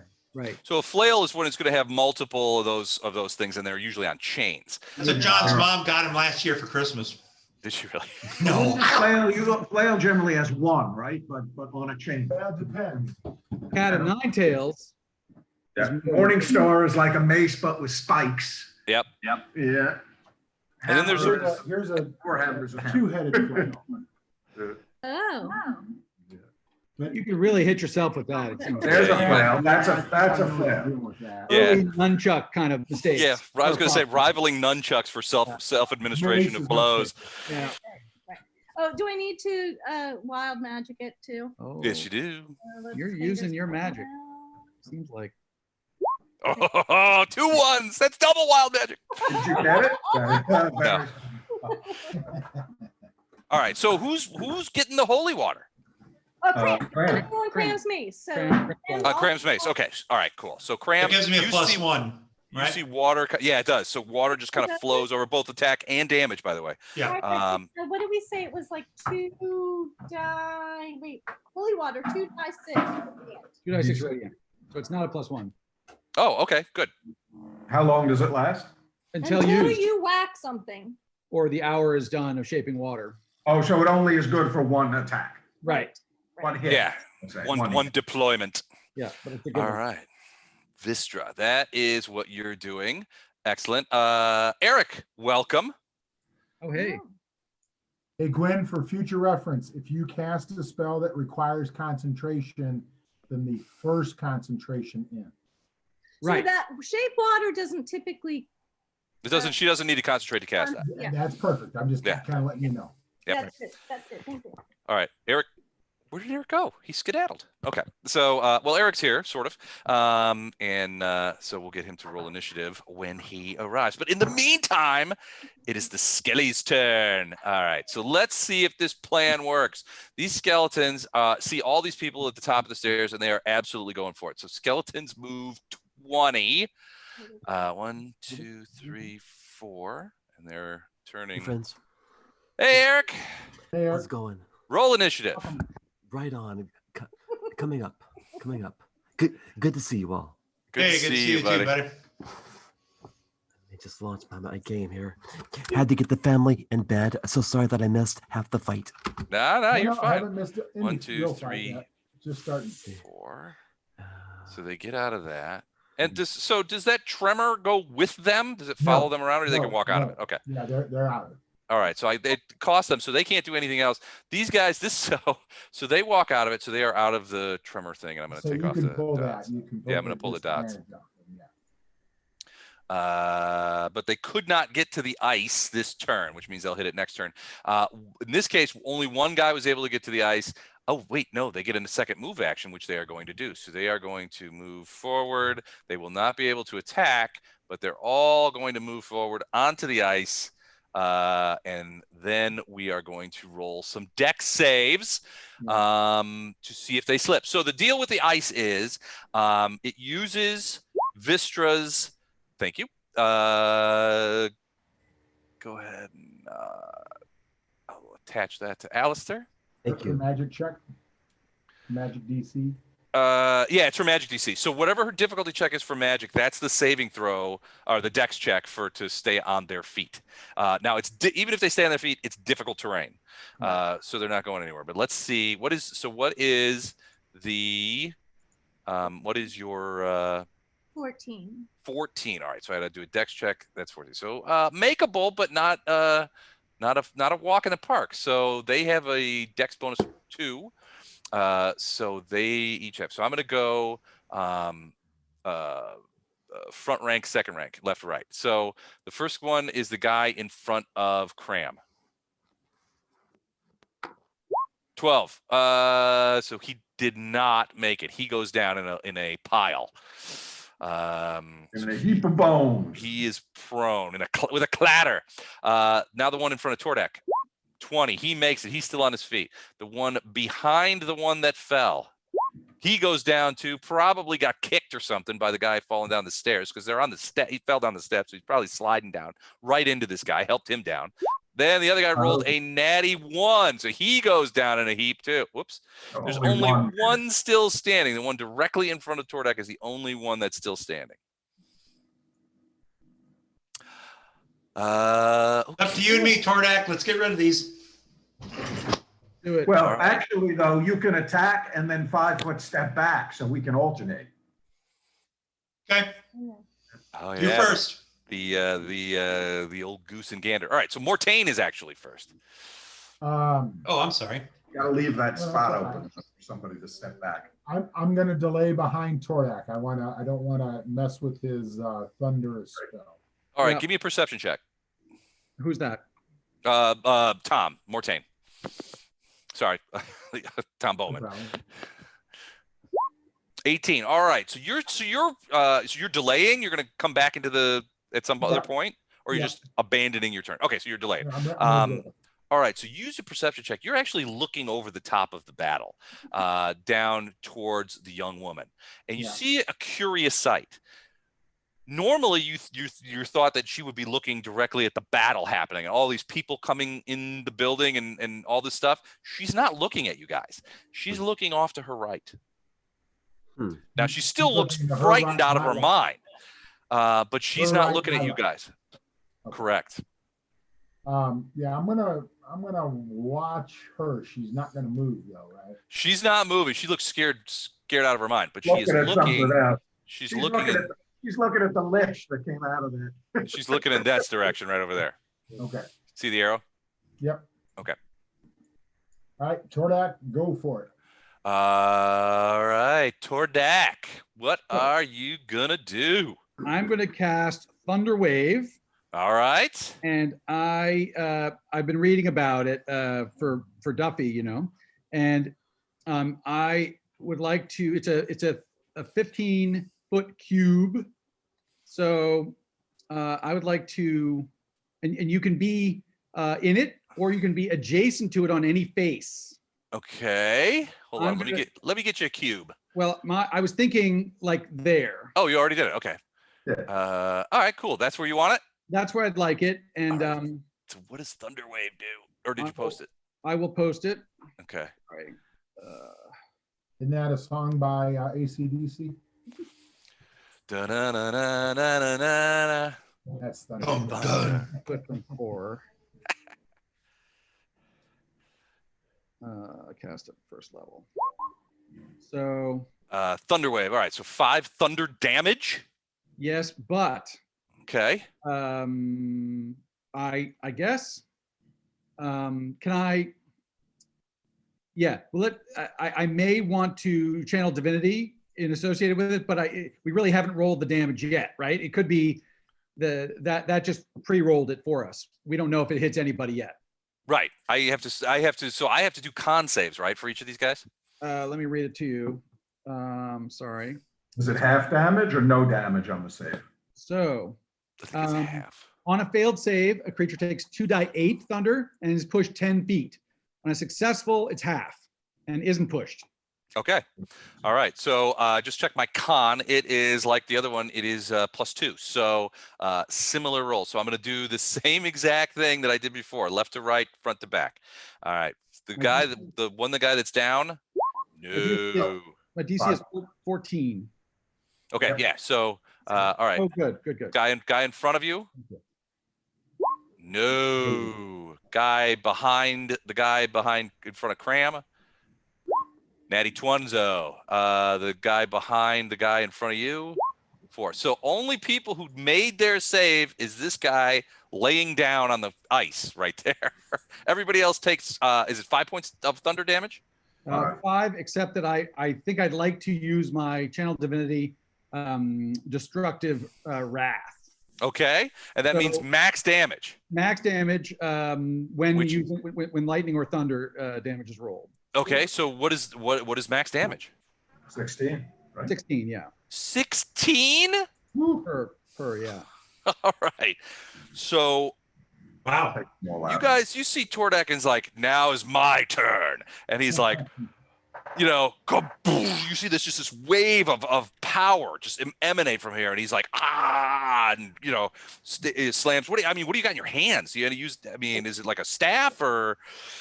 Well, You got I've got my hammer. I'm doing a Thor-like hammer move. Thor-like hammer move. Well, Yeah. so this Boom. huge thunderclap just emanates from him. And Cram, you're practically knocked off the steps. You guys behind you, just like, whoa! Flow backwards. You see all of these guys go flying backwards towards the thing. This woman lets out a squeak and sort of goes over here and hides behind stuff. All 4 of these guys, the skeletons, are blown backwards. The one that made a save gets hit by the one that didn't. Okay. And not only that, are they blown backward out over here, sort of at the base of the thing, but they are all blown apart by the force of the blow. Even the one So that saved? even the And the one that only took 8? no, he's still alive. Well, the other ones are blown completely apart. This one is still up. He's prone, sort of scattered about. He's lost some pieces, but he is still active. Happens to us all. But you just just clear the chessboard as these guys are just blown backwards. Some of them are just sharded. Yeah, I'm worried they're just the pawns, but we'll see. Nice. Very cool. Yeah, that's very. I as a free action, it's like, well done. Yeah. I turn to him and say, yeah, my delay made that possible. Yay. Everyone's teamwork did. The ice, the delay, everything. No, Noise. that was awesome. Good job, guys. And Bistro. All right. I think I just deleted somebody accidentally. Nope. Check and make sure you're still there. Yep. We're all there. Is everybody still there? All right. I deleted my guy. I can't do that. That's wrong. That's Your just, other guys. hold on. I screwed it up again. And to get, well, I guess I'm not really in the way. People can walk through me. So, Yes. but I guess I would like to. And all except, well, actually, I guess Cram and Alistair can't cross over. Oh, no. Right, so we have to tell Alistair about the ice. He's not protected against the ice. That's It's true. not protected. So you moved up. Toward I moved up. I stopped short of what is probably difficult terrain of these bone Oh, piles. yeah. All right. So Cram, you were waiting for him to get done too, right? For Tordak? Yeah, sure. All right. So that was Tordak. Cram, I think you're up now. Well, And Mortain, remember, you can jump in at any time. Just announce it. Yeah. There's Okay. a lot of statues in the room, guys. After Cram moves, I'm going to do something. A lot of statues. okay. So do I have to say, as a free action, I'll say I'm going in. If you need to move the water or the ice out of my way.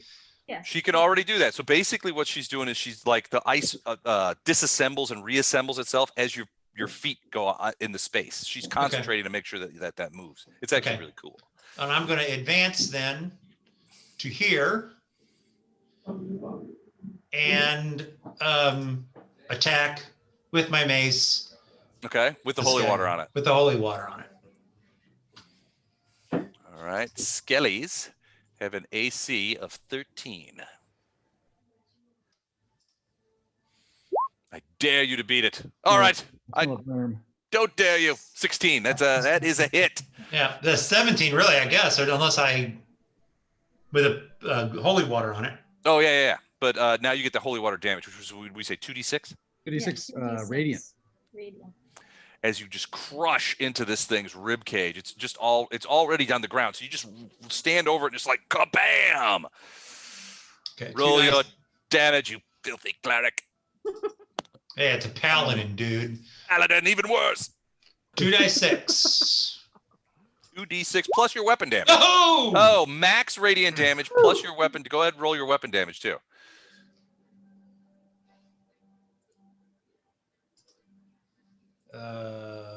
You just click Click on on mace. mace. There you go. Just click on the word mace In Yeah, the just click chat. in the chat. Yeah, in chat, just click on the word mace. See it? Where it says mace plus 6. There you go. 10. So 22 points of damage. The thing is, it's basically, it's like, it just blows it apart. So bones go flying everywhere. They're bouncing off the statues. One of them, you know, bouncing off the bottom of this thing. And this woman is now, well, now she's looking at you. And she's, well, frankly, a little scared, to be honest. Sure. She's like, what the hell is going on? You know, this dragon guy just came in and crushed the crud out of these guys. She's a little nervous. Tordek, give me a perception check. I was going to say, do I get a perception check as well to see? Sure. To see what that, you. to see that dude off here and over here. Oh, sorry. It's an 8. It's an Tordek, you do not see him. Cram, do you see him? Go ahead and roll perception. Or are you so focused on destroying skeletons?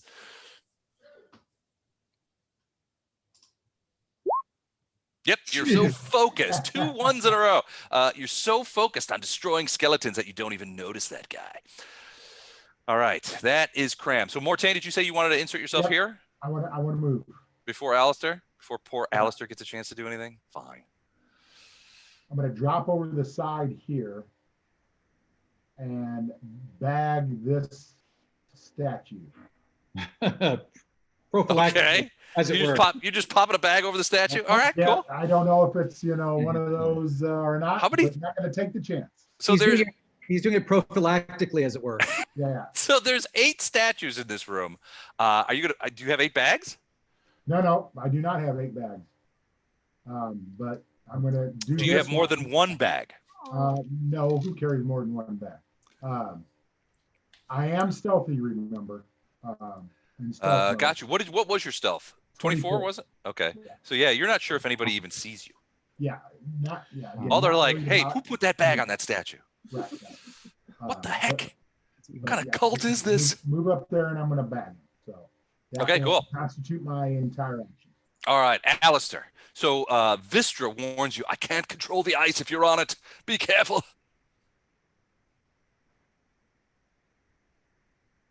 Okay, I am going to. Sorry, I was just studying the board here. So it's skeletons on ice. Well, they were on ice, not anymore. It's a new show. That's the musical we're going to produce. Yeah, later. it's a musical we're going to do after this.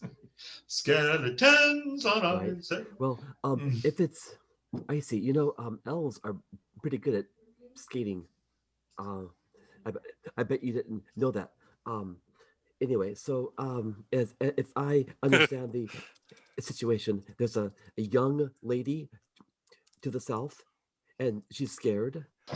Yeah, she's petrified. I mean, you can see her from the thing. She looks scared out of her mind. She's got, you know, tears running. I mean, she's not sobbing. She's not like her like that other guy who was just like, oh. Okay. She's the opposite, really. She's quiet. She hasn't said anything. But when Tordek's thunder wave happened, it frightened her because she was like sort of just outside of the blast wave, and she was sitting on the dais, and she sort of jumped up, and now she's sort of like hunkered down at the back, sort of behind the lid of the what do they call these things? I want to say sepulcher, but that's not right. Sarcophagus? Sarcophagus. That's right. Yes, sarcophagus. So yeah, she's sort of the lid of the sarcophagus is sort of on the ground, and she's sort of like hunkered down behind it a little bit. I mean, you can still see her very clearly. It's not really cover, but she's obviously frightened.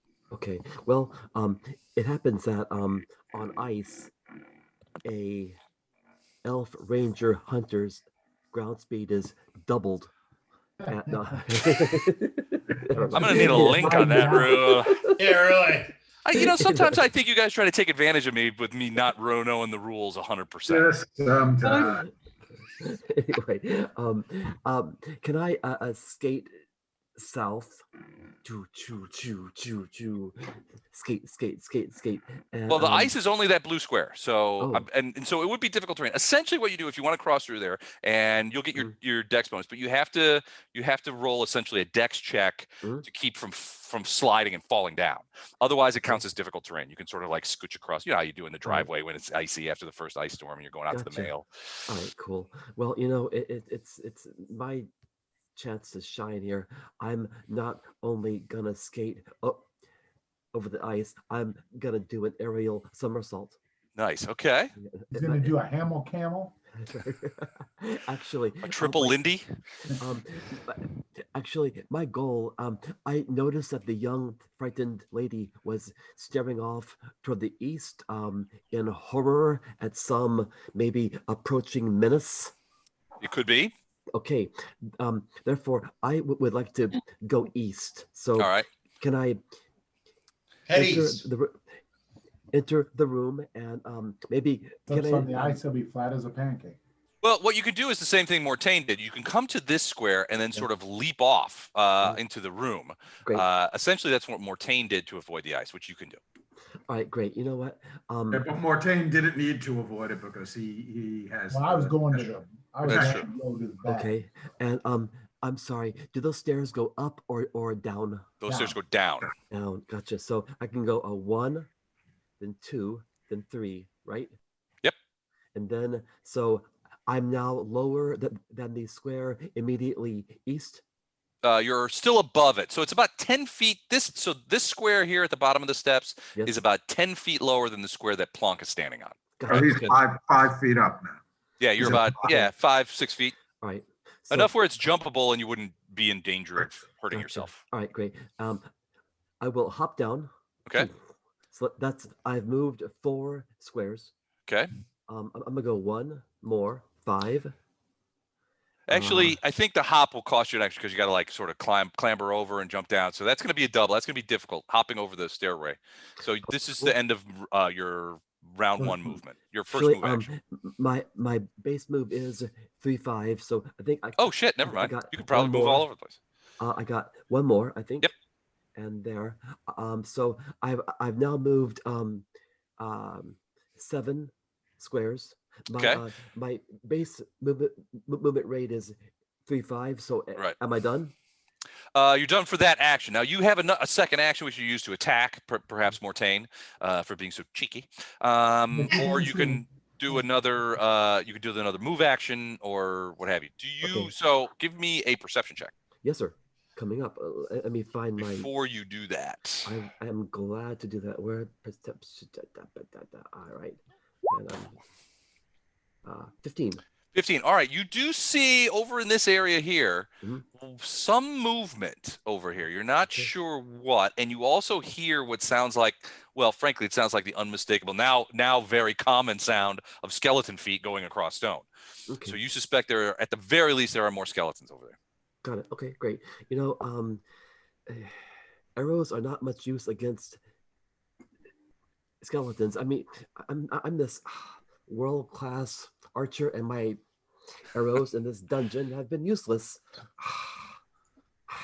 Anyway, all right. I'm gonna dock my bow and pull my short sword. And, Okay.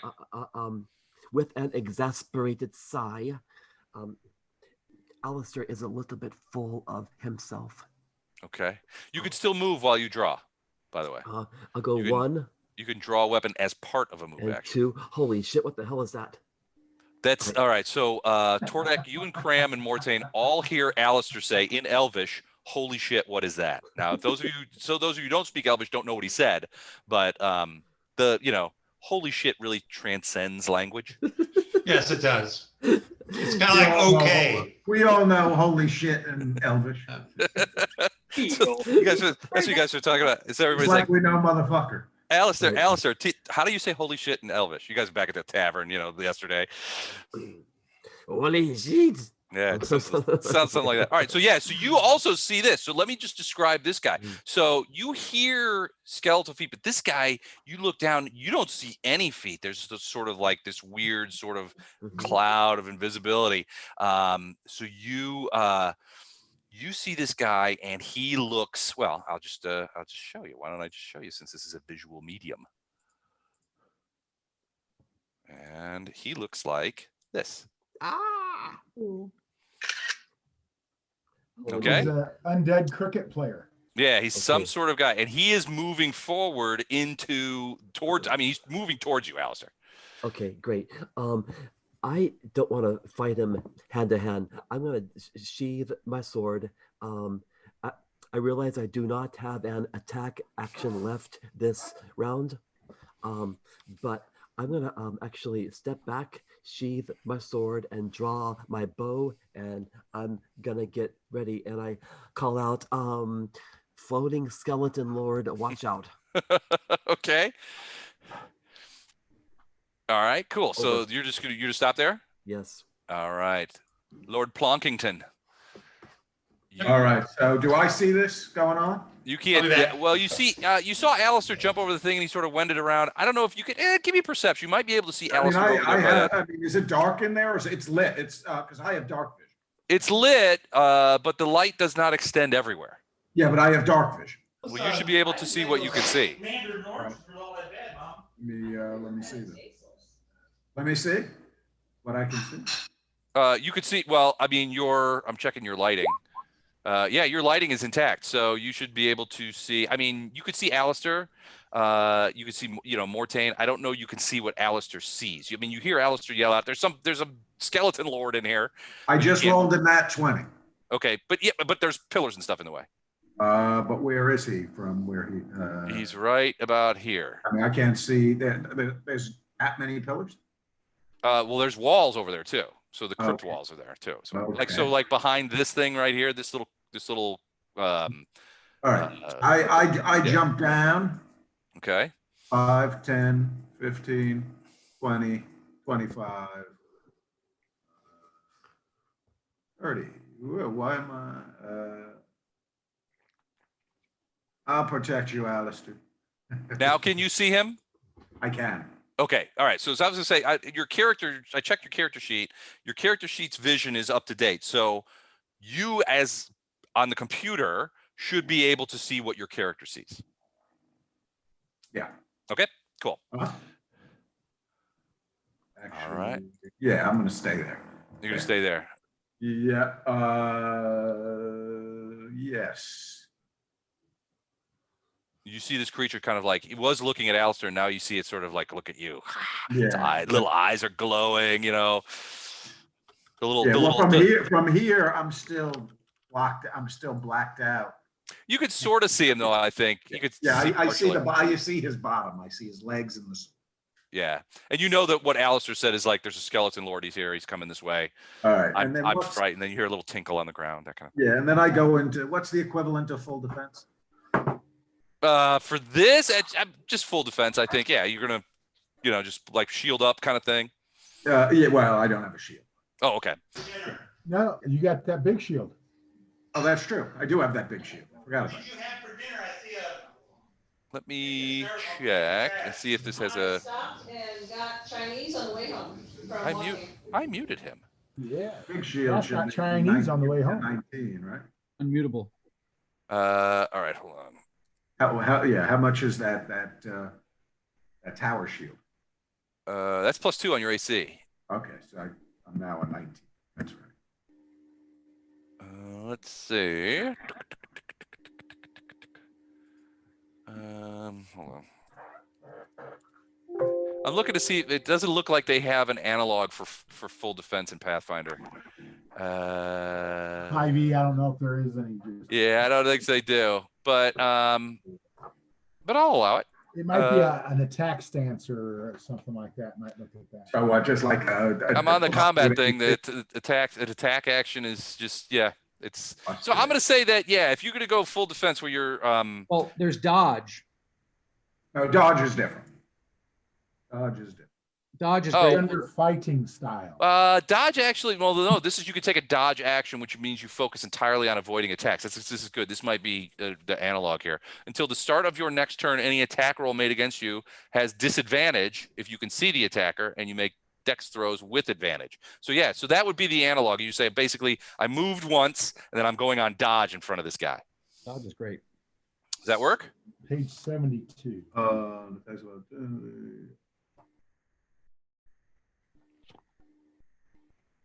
It's also on here. I'll put the thing here. It says fighting styles, defense. While you're wearing armor, you gain +1 bonus to AC. Yep. Here's the link. I think the dodge is better. It gives him disadvantage against you.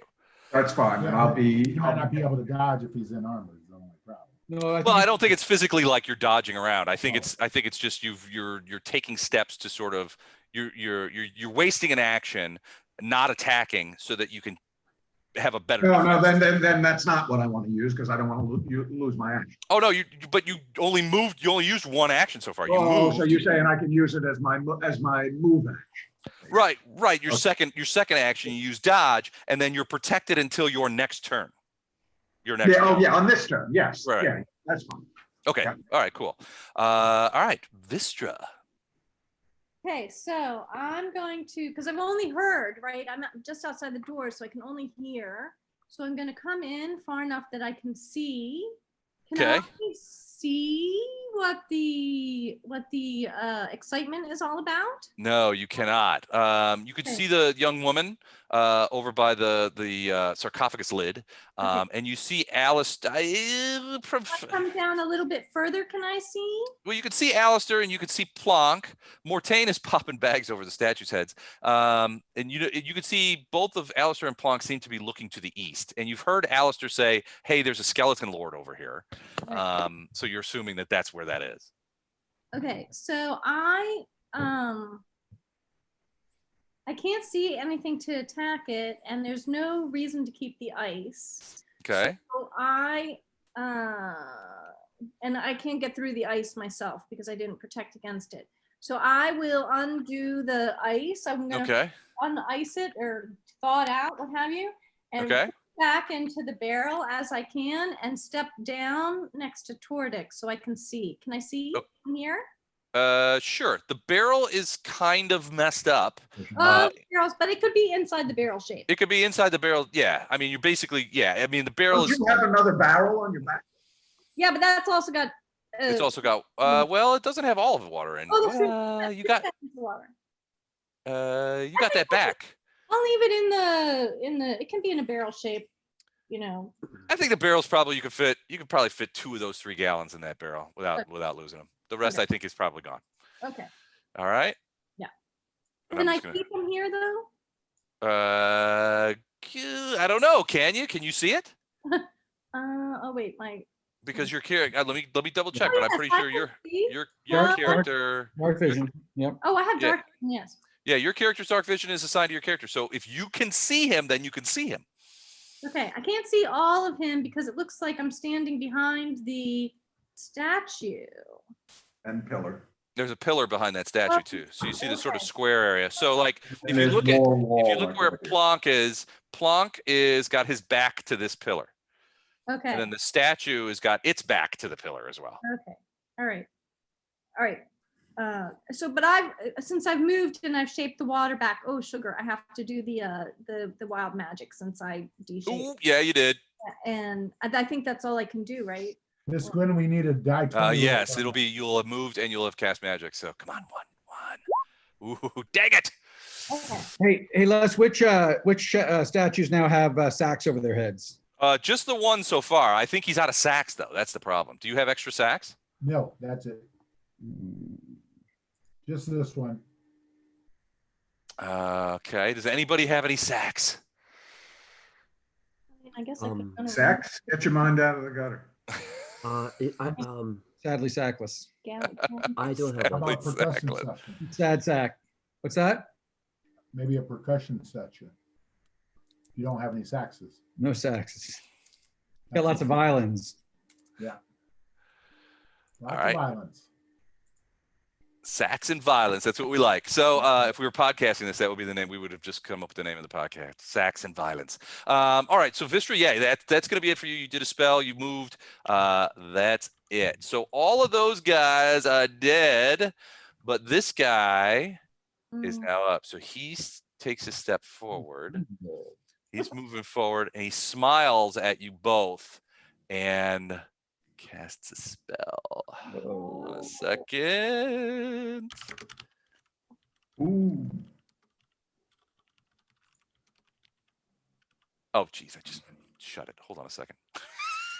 I'm such a knucklehead. I shut the tab with the guy. Hold on a second. I'll be right there. Almost there.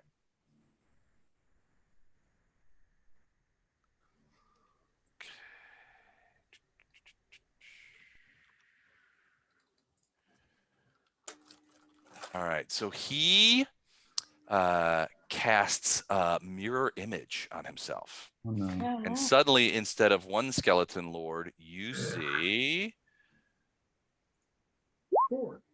two, sadly. Remember, Doug is muted. Oh, sorry. So now you see two walking forward.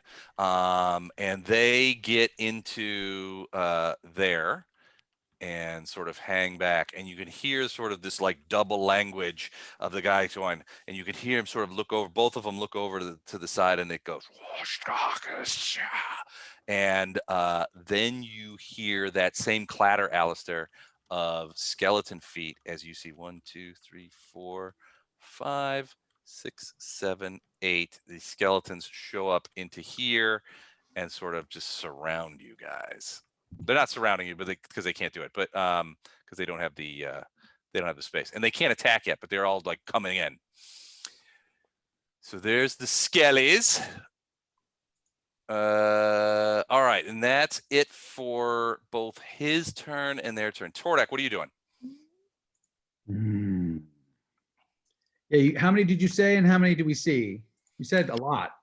You said you can see 4 of them, and and 2 skeleton lords. 2 skeleton lords. Where are those? They're Right back here. outside. Oh, that's they're calling that. Yeah. That floaty thing. Okay. Or things. All right. I will. Sure. Door. Right to back door, yeah. Back door. Uh, I love that. I gotta get that security system.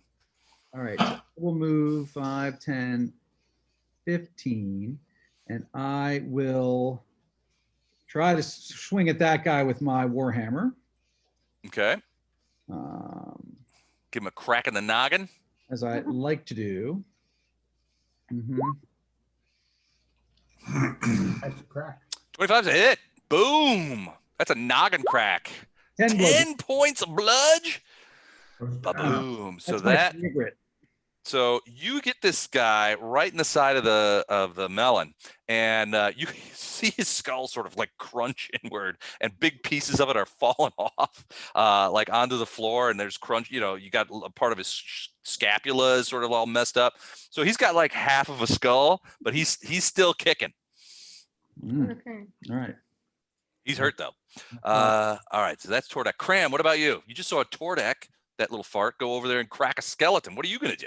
You're not going to let him get away with that. That's your job. Cracking skeletons is That is my job. Can I see this path that gets me over to here? Like around the pillar? Yeah. Sure. All right. That's what I'm doing. Okay. 5, 10, 15, 20, 25. And once I get to 25 here, do I see these things here? Back door. Yeah, the 2 guys? Yeah. The 2 skeleton lords? Yeah, you do. Okay. Then I'm going to change direction, and I'm going to hit them with my breath weapon. You're going to hit him. All right, cool. And then I should take care of it. I see 2 of them, but that's, Okay. Yeah, you see 2 of them. So your breath weapon, can you hit more? Is it a cone? Or can you only hit 1 target? It is a cone. Okay. Nice. All right, cool. So you can hit both of them, which means it invalidates the mirror image. I don't know that it will destroy the mirror image, though. I guess it would, wouldn't it? Any damage will destroy a mirror image. Mirror image. Any hit on an image will disappear.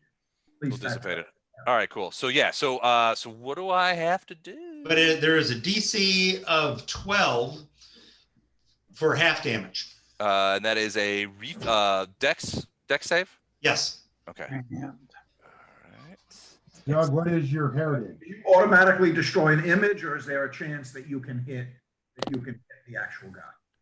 I think he so the mirror image is really only effective against like melee attacks, right? Because you don't know which one's the real That's one. right. Yeah. For something like an area of effect, not only does it hit the guy, but I think it does damage. It blasts the image too. What is your dragon ancestry? What is? I think it's gold, right? Oh shit! I can't believe I'm missing this. Sweet.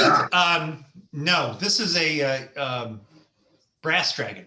Brass. Okay. Brass is fire, 5 by 30 foot line. Okay, so this is fire damage. Yeah. That much I know. Yeah. Fire damage. Dex save. Death save, and he I missed made it. it. I made it and blew it. So how much Yeah. damage do I do? But if it's a line, not a cone, it would have only hit one of them. That's, a That's line. correct, but it is a cone. No, Which it's a one are you? line. Which No, one- it's a line. He just said it's a line. Yeah. Which Oh, one it's a are you- line? Yeah, so you would have only 5 taken. by 30 foot line. Line. So you would have to target a guy. So now, wait a second. Now I'm not. Wait a second. All right. So since you target a line, mirror image counts. You got a 50-50 chance of hitting the right guy. So you call it. You roll it.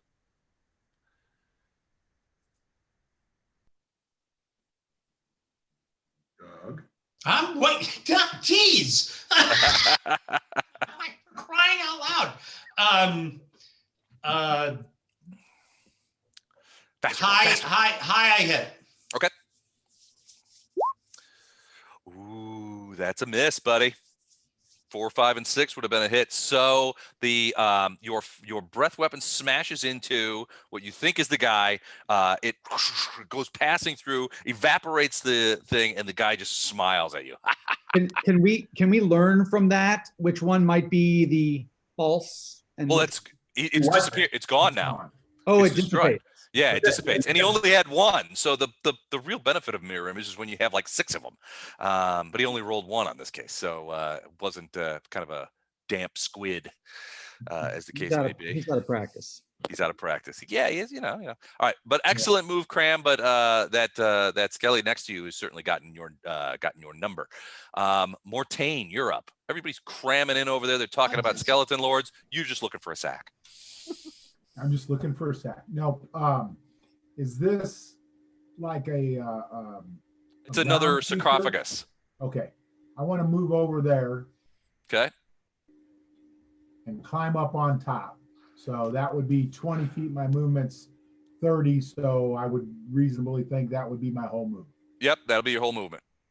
Okay, and I see a skeleton right below me. Yep. All right, I want to try to net him. You're gonna throw your net over him. Okay. Yeah, to basically. All right. So that is, I believe, a ranged attack. Correctly? Correct. Correct. Okay. Is that- Well, it's got a 15-foot range. That's why I got to get close. Ooh, Whoa. What did you roll? wow. A 9. Why is it green? I have Hey, no wait a idea. minute. Wait a minute. Okay, I'm looking at the description on here because I knew that wasn't right. My breath weapon is a 60-foot cone. Oh, okay. If you're brass heritage, it says line. 60-foot cone. That's huge. Okay, That's a lot of breath. Under Dragonborn. yeah, I'm Dragonborn. So the Yeah. way my, you know, Phew. 60-foot cone. 60-foot cone is huge. For a second level, especially. But that's yeah. Right, Um, I mean, that would Doug, just- I'm looking on Player's Handbook, page 34. well, of course, what I have to make sure about that because I just said brass because, like, honestly, I don't know. Honestly, I don't know. That's why I'm just looking in on the based on the information that I originally put in here. The breath weapon. Nothing has 60 foot at all. That would be a whole Longest room. Would be a 15. Yeah, I mean, that would be like a 10th level character. Well, okay. I mean, I'm just No. And again, the other thing could be a gold dragon, which is fire also, and that's a 15-foot cone. Edible line. All right. Okay. Okay. Well, since I didn't put it in here, and we're going to move on. So. All right, cool. All right, so Mortain, so 15 will hit the skeleton. So what does the net So do? basically, it subdues it. It can try to cut its way out, or it's basically captured. Restrained, right? Yeah, restrained. All right, net. And All right. The whole idea is to let Plonk beat the holy crap out. Yeah. All right, so yeah, so it is I restrained. was going to move on to the head guy. Well, again, I don't know any of that, and that's fine. Go ahead, and do what you're going to do. All right, so the net does mean he is restrained. It means he has a speed of 0, and creatures attacking him have advantage. His attack has disadvantage, and he has disadvantage on dex saves. But he can still attack and do that kind of stuff like through the net. So he just can't go anywhere. All right, cool. So yeah, so he is essentially immobilized there. Excellent work, Alistair. Now's the time for you to charge through these guys and attack the Skeleton Lord for glory.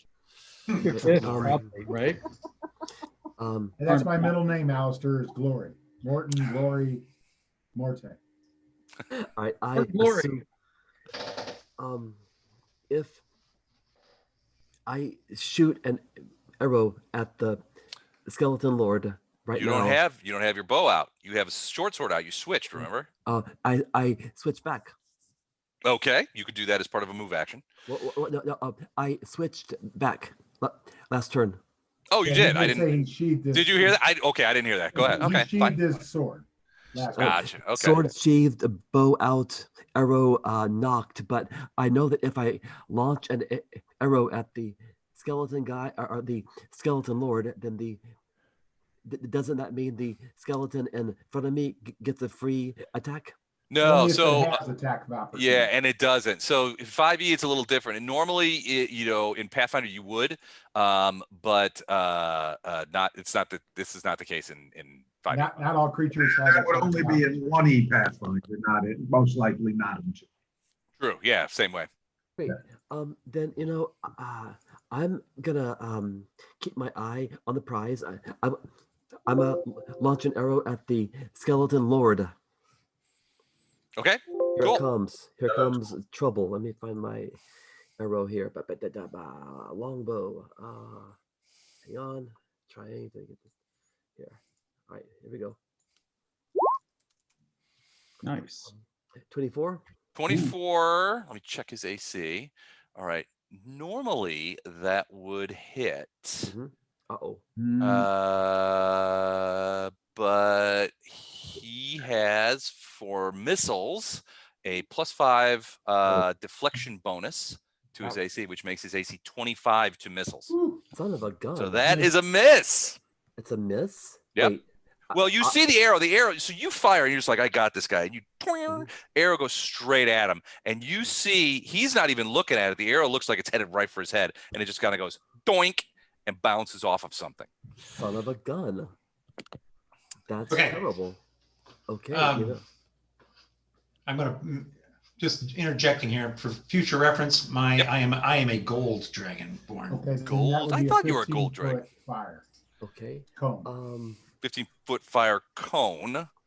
Yeah. Okay, so if that's the case, I'm sorry, Eric, hold on just a second. If it's 15-foot fire cone, then it would have got him regardless. He missed his save, did 10 points, so he would have gotten that much fire damage regardless, and it would have gotten him. Okay, so let me retcon this real quick.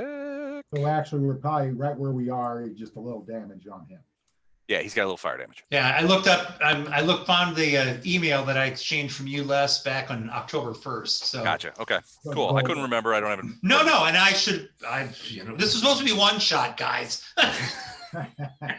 Everybody's playing for the big campaign. That's what happened at B team. You guys were like, "Fuck these one shots. We're gonna do a whole campaign with these guys." So I guess we could do that here too. I guess. All right, so Eric, I apologize. You shot at him. He's got shield up, and it just sort of like deflection bonuses off him. So Wow. I yeah. miss. Yep. Okay, geez. I guess I'm done. I'm gonna just you can move if you want. Well, can I move But you I just kinda can't wanna- move through. You can move Yeah. through friendlies, but you can't move through the skeleton squares. That's fine. I'm gonna step back 1 Okay, right there, and Gotcha. that's it. I'm next done. to Tordek. All right, perfect. Mr. Plonk.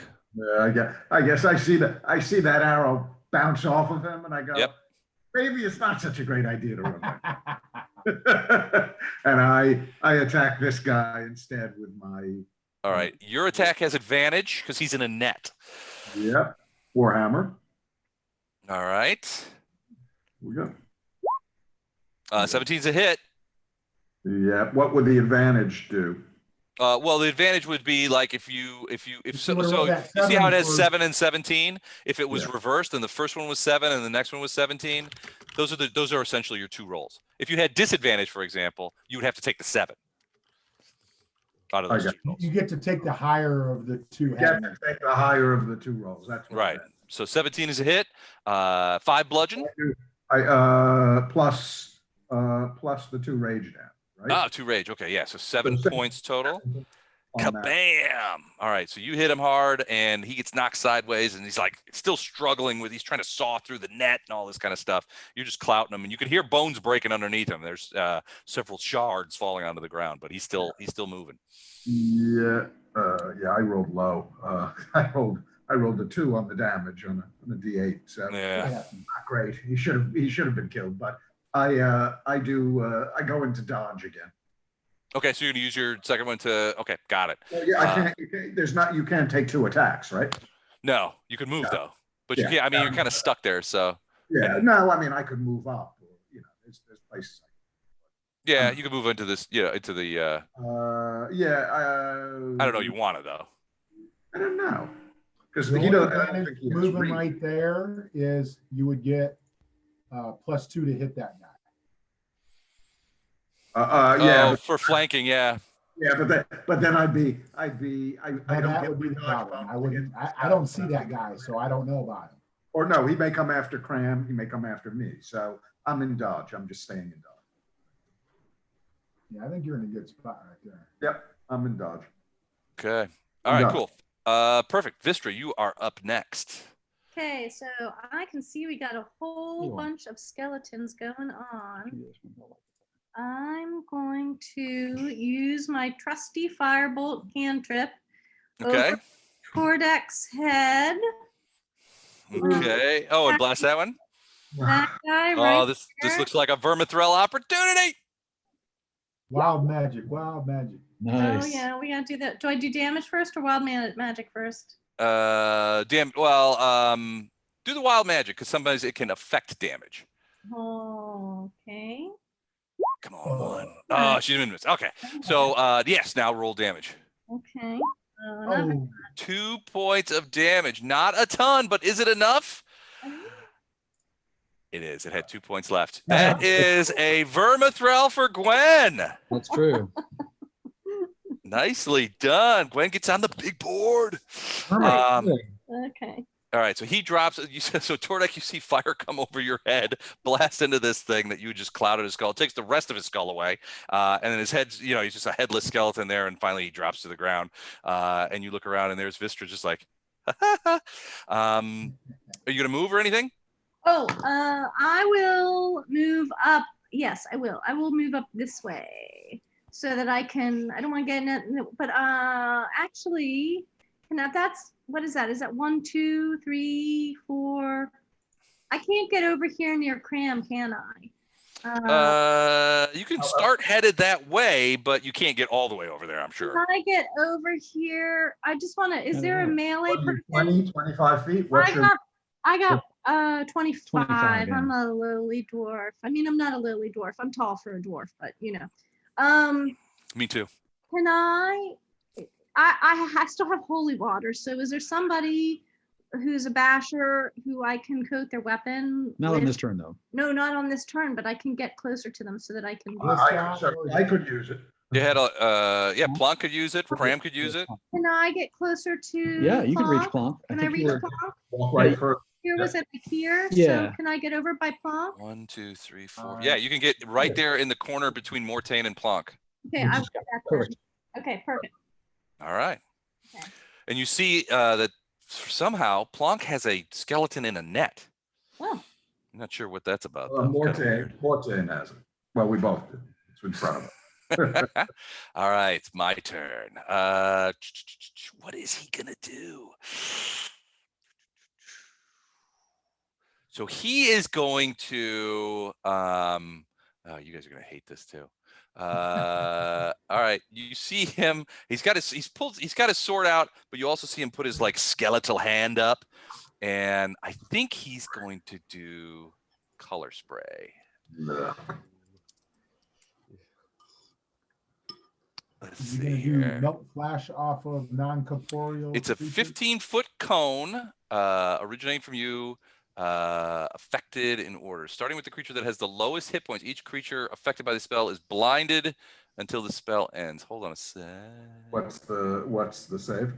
Oh well, it's I don't think they're. Oh, save against color spray? It just does a total number of hit points worth of stuff. Well, you said blinded.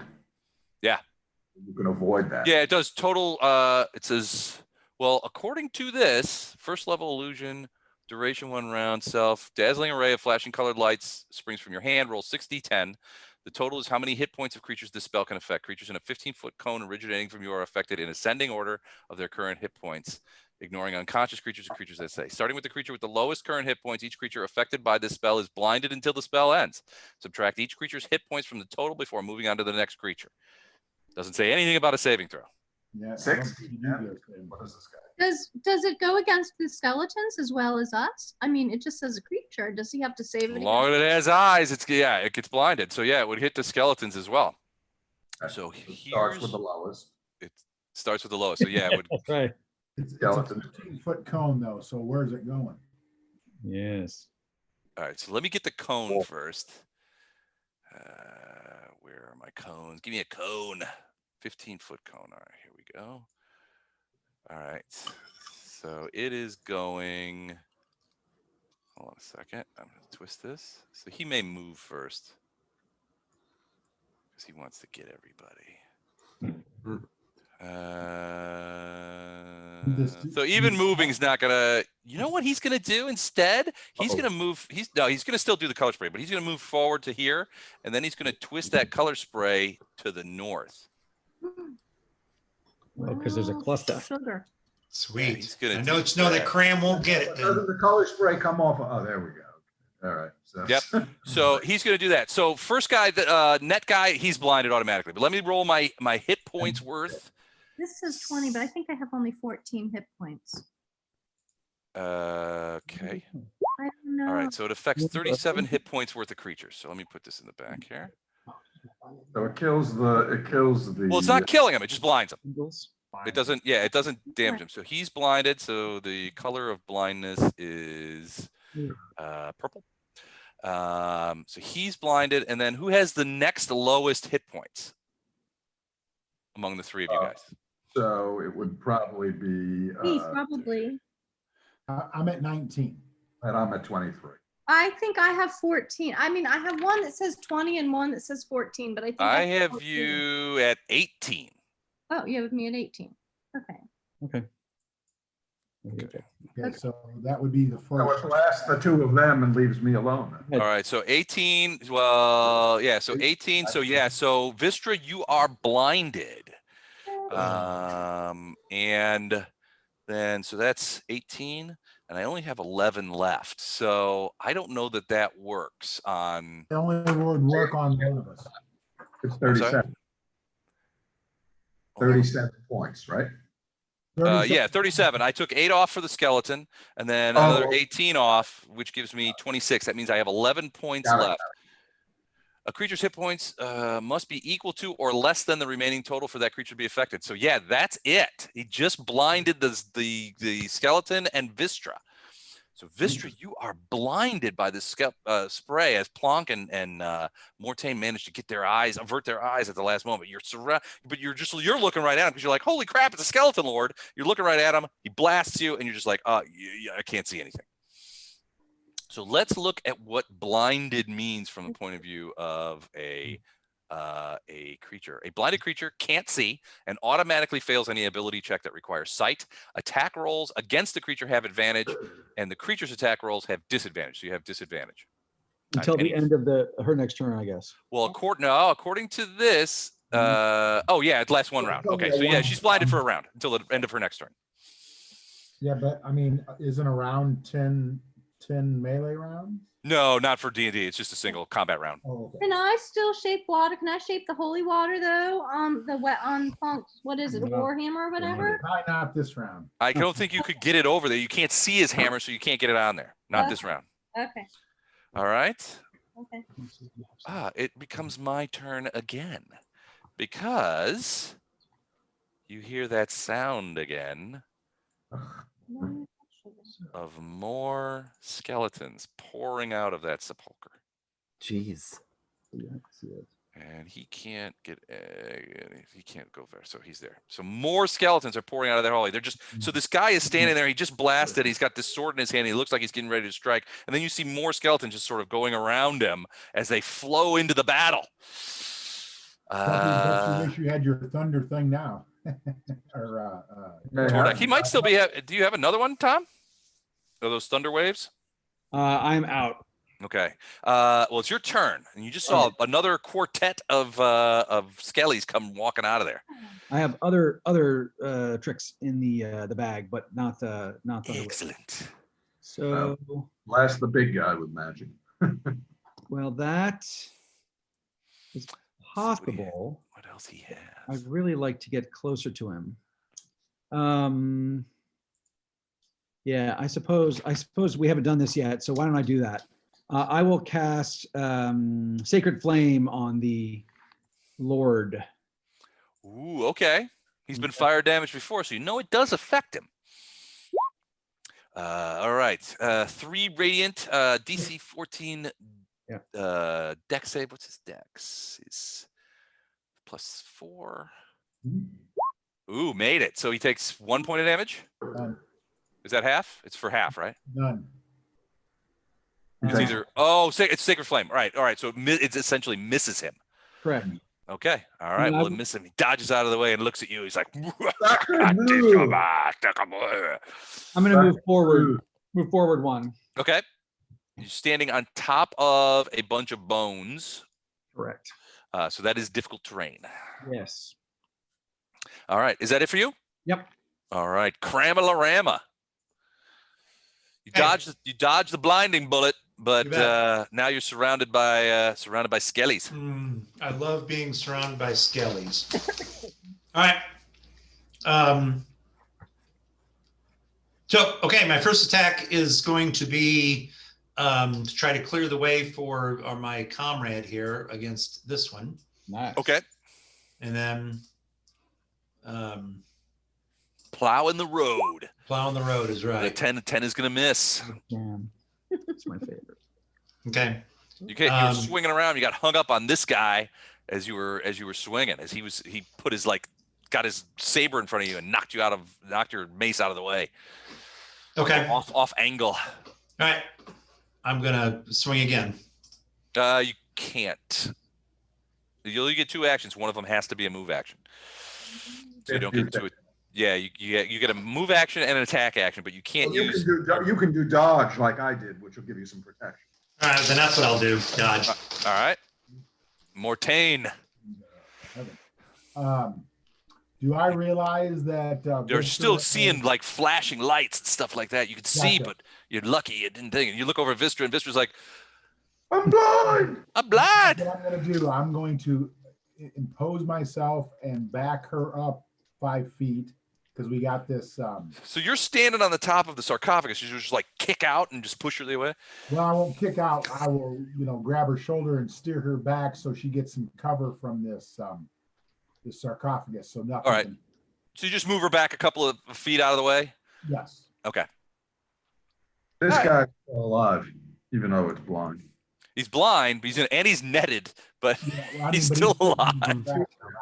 So I guess not a bad idea to leave him alive, so the big guy can't get there. Big guy can pass through friendly square, but he may not want. He's got spells. He may not want to pass through. Well, he can't squeeze into a square, right? Yeah, he can't stop. So yeah, you're sort of right. So But he can't do it. he Yeah. might also have reach. Yeah, you got disadvantage, so take it when you got it. Take him out. All right, so Mortain, that's all you do is just Vistra. You move Vistra out of the way. Yeah, that's pretty much all I can do. All right, Alistair, bow in hand. Question: can skeletons suffer blindness? They can Yeah, they can see. So yeah, they can suffer blindness. But they don't have eyes. Well, they sort of have those little glowing red dots of, that shows. So only thing I see under damage immunities or conditional immunities, they're immune to poison and they're immune to exhaustion and being poisoned. I'm glad they brought that up again.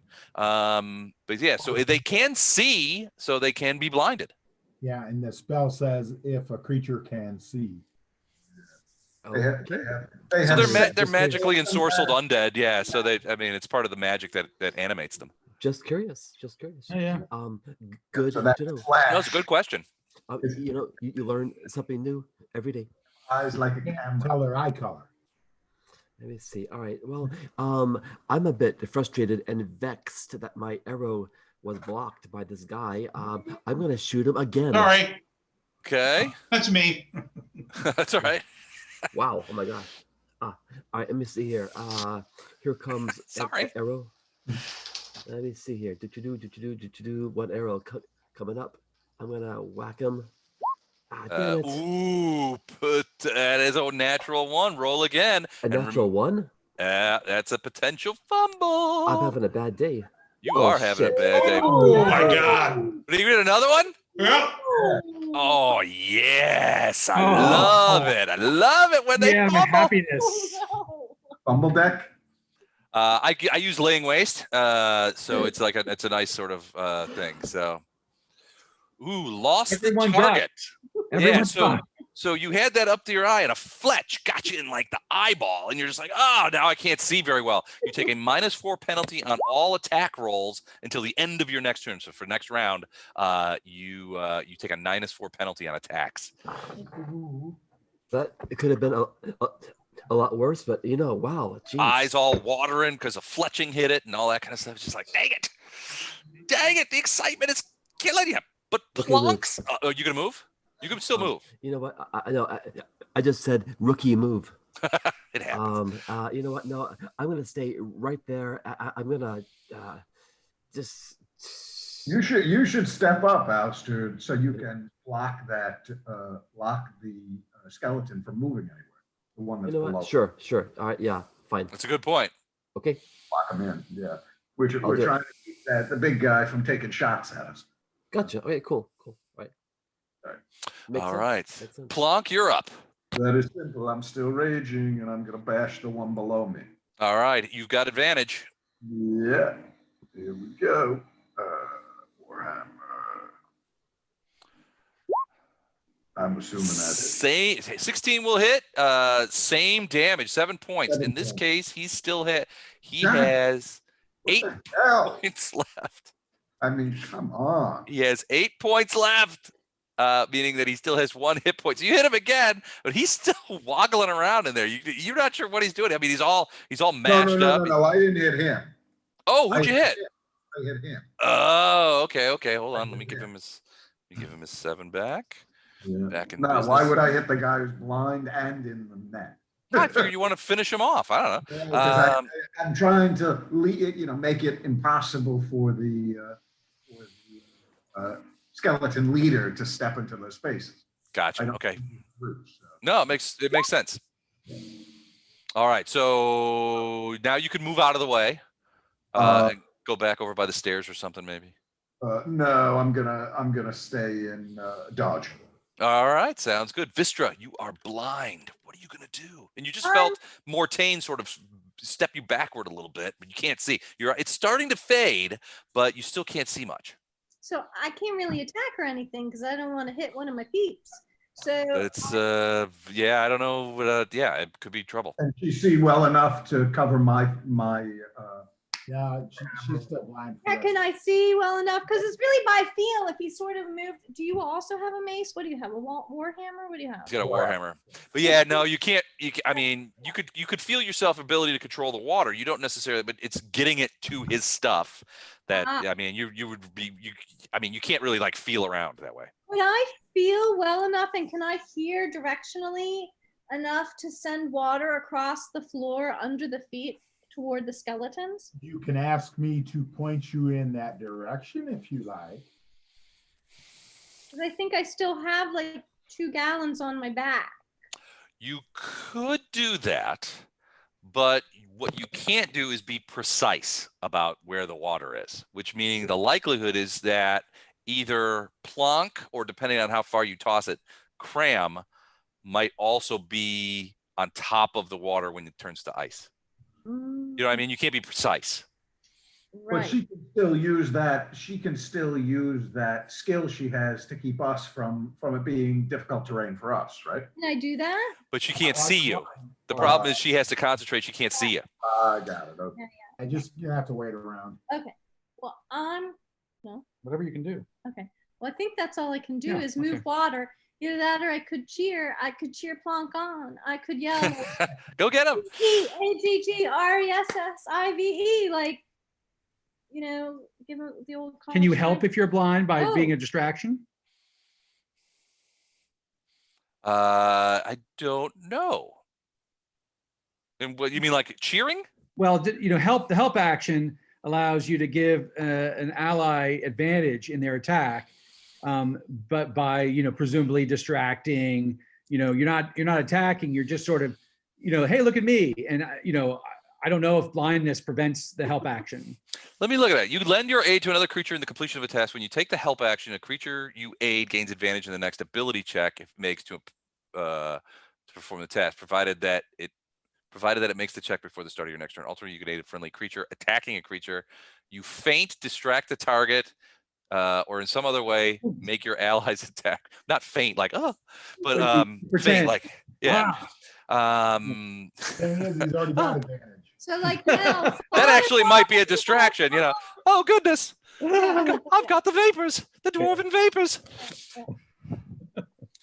okay, if I can. I don't see anything here that would preclude helping out a person just because you're blind, especially when you talk about making a distraction. But I will want to know what the distraction is. I'm gonna yell, hey, fireball, hey, make it, ha ha. You start yelling out fireball? Okay. I think that is a satisfactory distraction for a fellow mage. Who are you helping? Yeah, who are you going to help? In front of me. Plonk. Plonk. You're gonna plonk? All right. So so plonk, you already have, well, depending on who you're hitting, you already have advantage. Oh, he already has So it. in this case, I'll rule that it gives you another extra +2 on your roll if you already have advantage. If you don't have advantage at that point, you get advantage. If you already have advantage, you get +2. Yeah, From if the he's going distraction. after that skeleton, it's already blinded too. I don't know how much of a distraction yelling fireball is. Fireball. It's very depressed at this point. I don't know that the They don't have ears. well, for the skeletons, all they know is that you're yelling something back there and you're drawing attention to yourself. That really Blindly funny voice that Gwen used. Throw out sacred Forward. flame. Gwen, can you do sacred flame? I cannot. Oh, I was just saying, I think blind sacred flame would be awesome. I think so too. You say I mean- 15 feet in that direction. I can hurl a flyer at a creature. It doesn't say I have to be able to see them. They Nope, just have to nope. be within Go range. for it. Can I do that? Uh, Fireball Two skeletons in front of you. Right, that's a problem. That is a problem. so yeah, so you can do that. All right. So the first action, you're going to what is that? Is that a drow? No, it's a new cloud giant from the LA box. Nice. All right. So Vistra, your first action is the aid, and so you're like, fireball coming in, fire! You're making a bunch of ruckus, and then you're going to actually shoot that little softball sized fireball. Oh, I mean, it doesn't say I have to see the. Well, what happens? So we're effectively we're gonna nick some rules from Pathfinder here and say, look, there's essentially if you're shooting blind, there's a 50% miss chance, which means you got a 50-50 chance of hitting the target if you're close enough to see it, or where you would otherwise be able to see it. And you know where those guys are, because you saw them before you think, so you got a general idea. So it's 50-50. So you got to roll to hit first. But I don't have any risk of hitting my people, do I? Well, it depends. Everybody fumbles. That's true. Everybody fumbles. Go ahead. Just a little fire. Okay. Also, this fits in with Vistra's wild magic theme. That's right. True, yeah. Plus, she's gonna roll a 1 too. So do I Wow. fire bolt? So for fire, for whatever the spell is, just roll the normal attack roll for the spell, whatever it happens to be. So 22 is a hit. Now I need you to do 50-50. Who are you firing at, by the way? I'm shooting toward the lich. The skeleton lord. Okay. Yeah. All right, cool. So 22. This is that would not. Huh? Well, yeah, would count. So that is a range. Is that a ranged weapon essentially? Ranged spell attack. Oh, it's a ranged spell. That's not a regular bolt.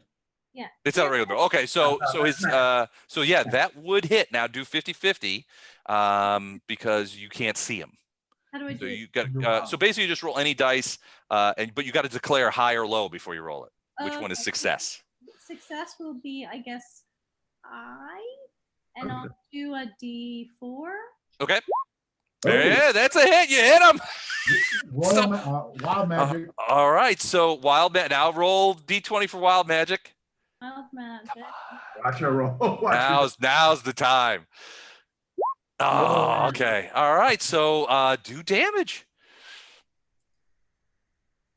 5 points of fire damage. Awesome. As she just blindly shoots this fire, and you dodging out of the way, and the skeletons are sort of like, what the hell was that? And it just smacks into this guy. It's like, that dwarf, she said she was going to shoot fire at me. I thought I blinded you. She warned us about the That's what I fireball. was yelling about. That's right. That's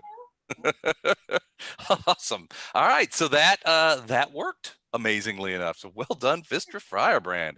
All right, now it's his turn, and he's angry. So what he's gotten hit by fire. He knows it was you. So what he is going to do is he is going to do an ear-piercing scream. You unleash a powerful scream, inaudible to all but a single target, and that's going to be you, Vistra. I need a con save, and the DC is 15. So you roll a Constitution bonus. That's right. And that's for half. Ooh, did not make it. So you take 1d6 points of sonic damage, and you are dazed for a round. Oh, wait, I'm sorry. Hold on a second. You take 1d6 per 2 caster levels. Okay, so all right, so that's okay. So just 1d6 sonic damage as this ear-piercing scream erupts in your head. You take 3 points of sonic, and you are dazed. And let's just see what that means. In this case, I'm sorry, you're deafened. Oh, I'm deafened. Deafened. So you can't hear, and you automatically fail any ability check that requires hearing. So you are, your vision is coming back, but now you can't hear anything. And now you're deaf. Now you're deaf. All right. So then he is going to move back. That's an attack, right? Yeah, that was his attack, and he's going to move Run back. away! Well, he's just getting his. He's like, that dwarf is dynamite. And now we've got these. All right, so skeleton saber attacks on all kinds of different people. So it's +4 and D6 +2. All right, so Just remember, if they attack me, I've got their disadvantage. we have disadvantage. Well, so the guy in the net is going to try and attack you. So let's wait first. How's he attacking? He's poking through the hole. Oh wait, well his eyesight is back now, so everybody is now not blinded. I thought Oh wait, he's blinded. So Yeah, can realistically, he wouldn't be able to attack. All right, this guy's gonna move up to You could here. try to break out of the net. Yeah, he's struggling, but he's blind. How do you get out of, if you're blind and in a net? I think you can Yeah, try he's a strength pretty check to get out of a net. All right, Yeah, I I'll do don't wanna that. help That's a the good guy. idea.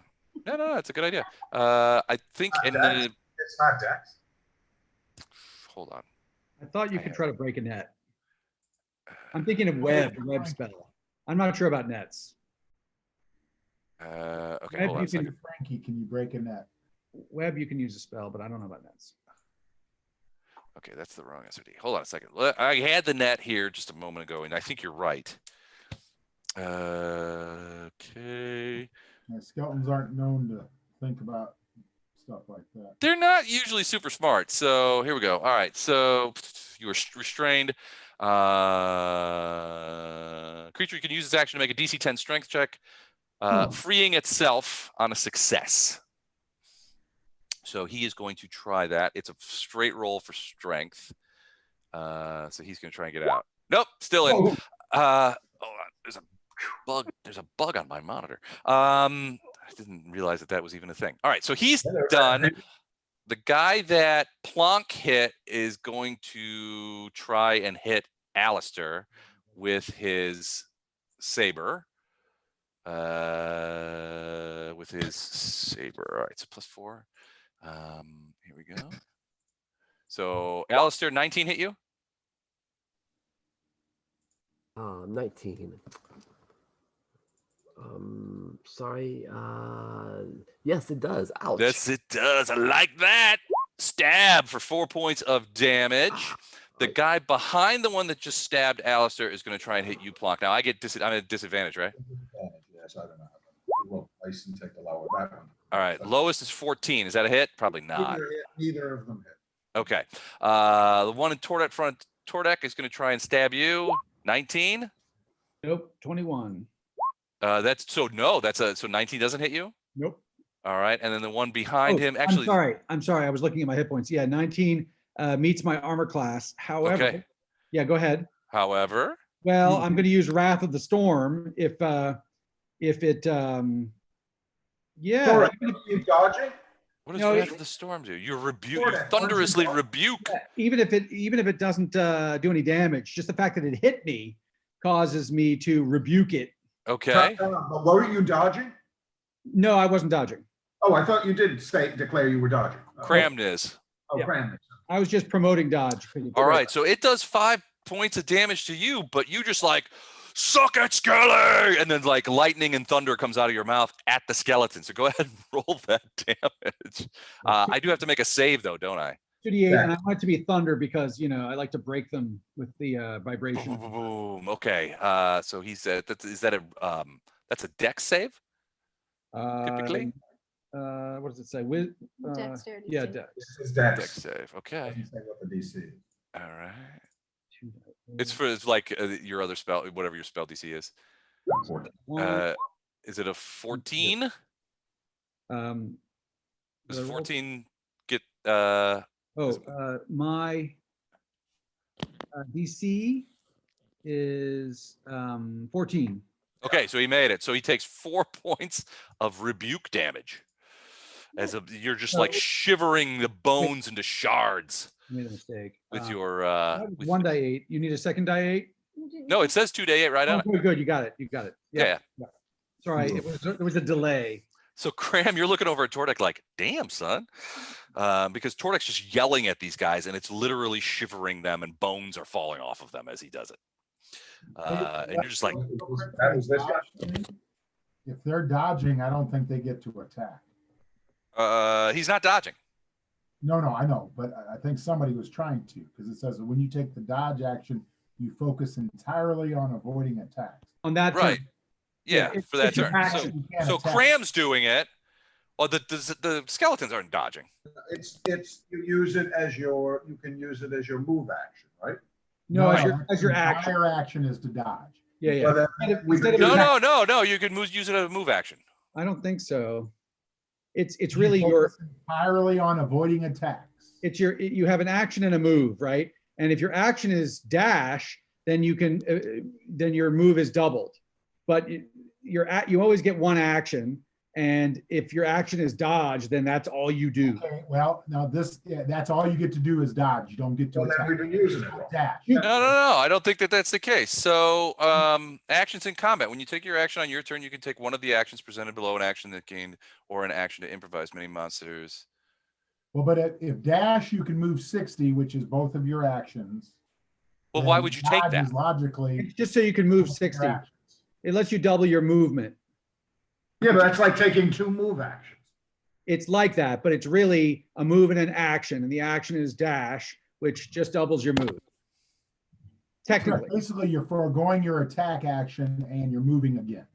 Yeah. So if you're doing dodge, you're foregoing your attack and you're dodging an attack. Correct. Right. It's worthless. Make We sure should we're on use that. it. Because you can't. All right, so wait a second. On your turn, I'm reading your turn here. You can move a distance up to your speed and take one action. You decide Correct. whether to move first or take your action first. It doesn't matter. All right, so when we go back to dodge, it says when you take a dash action, or I'm sorry, a dodge, when you take a dodge action, you focus entirely on avoiding attacks. It doesn't say anything. Basically, you're forfeiting your attack action. You're Correct. not forfeiting your move action. Correct. You could No, even no, move I'm like, saying move, I'm you could- saying attack action. All right. Well, then- it doesn't even say. I mean, it doesn't even say that. It says just when you take the dodge action. I Well, think it does. you It says could. focus entirely avoiding attacks. attack is just another action, but you only get one. E is so much more confusing in certain ways than Pathfinder. So I think Oh what yeah, attack is just another action. Okay, so is an action, yeah, it's a type of action, Right. and move is something separate. So you get a move and an action. And you Right. can split your move. You can do a move. you can action, split move. moves. Yeah. So all right. So Tom Bowman's right. You cannot use a dodge action to From replace now your on, we're move not action. going, but From obviously now on, we'll do that. confusion, so Or, Yep. or the attack action. I just don't want, us to mess that up. Oh, that's quite right. No, Because you're you right. know the world would end if we did. I know, I know, it would just be Oh so my God. horrible. All the rules. You guys are rapidly turning this into a 4 one-shot night. No. We're finishing tonight. I think we're slowly doing that. Yeah, I mean, you Okay. guys are like the fastest group I've ever been with in these battles. All right. So 2 guys are attacking Cram, and they are at disadvantage. So first guy, does an 8 hit you? No, Second guy, does a 13 hit you?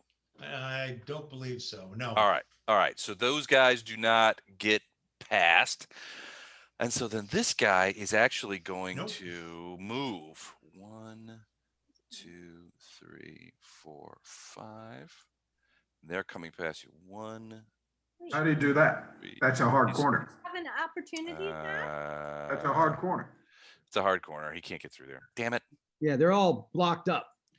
Yeah, that's the whole point. We're Hey. trying to keep them locked in. Josh, could you just go out of the room for a second? We'll protest on his behalf. All right. It's a hard corner. Dang it. They can't do anything. All right. That's the end of my turn. Tordek, you're up. All right, I will. I really liked hitting the big bad. Maybe that's the thing to do again. Yeah, sure. I'll take another sacred flame attack on the Lord of Skeletons, Okay. because that seems like a good thing. All right. Let me. That's a reflex. Yeah, Deck save. Sorry, I keep going back to the next old save. school. Yeah. Yep, and I made it. So You no get- points. That's Boy, good because it was not much of an attack. Wow, that's yeah, it just kind of fizzled out. That kind of stuff. All right, so you can move backwards and get out of the way for my skeletons if you want. Oh! Did they need to get through? Oh, I'm so sorry. Let me If- just back up here. If you don't mind, I mean, No, that'd be End cool. turn. Next. All right. That's it. Yep. Thank you. All right, Cramaroo. Well, I'm gonna, if I say I have 2 actions, can I take one action, my first action to cast a spell? If it's a 1 action casting time? Sure. All right, well then it's on the cast. Well, I divine- mean, it's essentially your attack action. You can't cast an attack. Okay, I'm gonna, I don't know if I would do this then. I was gonna cast divine favor because it's only 1 action.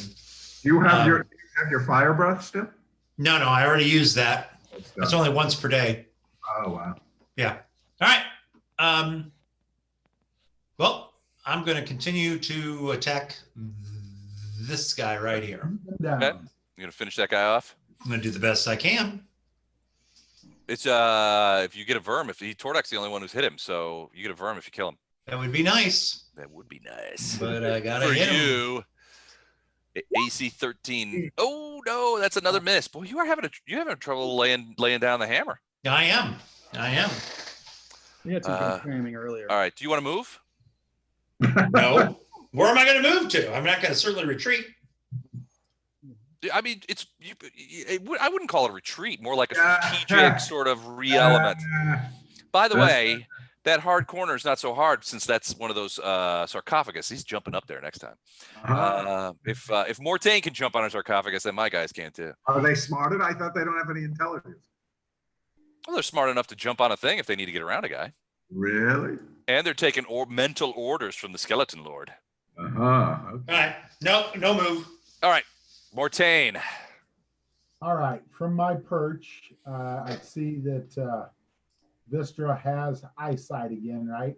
So Yeah, but she's like, what? What did you say? I tell her, hey, you can see me. And she starts screaming that. And she's deaf. And I'm like, all right, the next sense to go is probably taste. So you'll be okay.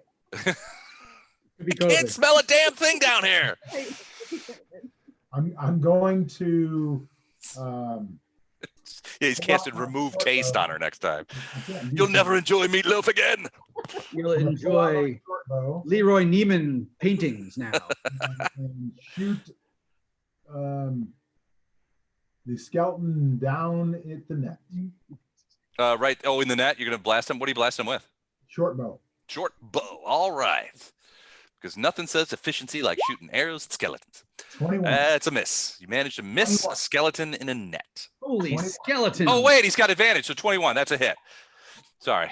He's got advantage because he's in a net. No, I don't think they take full damage. You'll have to tell me. No, it's half damage for pointed weapons of this nature. So 3 points. You chip off some bones. I think it was his humerus, but still writhing around inside the net. This poor skeleton. It's like the death of 1,000 cuts with this guy. You want to move at all? Oh no, I think I'm in a good spot. Alistair. Okay. Let's see. Try and shoot another one of those arrows. I tell what was Alice, my you gotta aim for their damage die? skulls. Huh? What'd you say? Go the ceiling, Alistair. I got a damaged eye. I'm at -4 to shoot. My shooting has been incredibly bad. I think. And he's got shield protection for normal missiles up too. The only way I can hit this guy is if I roll a natural 20. Everybody that's- crits. That's not gonna happen.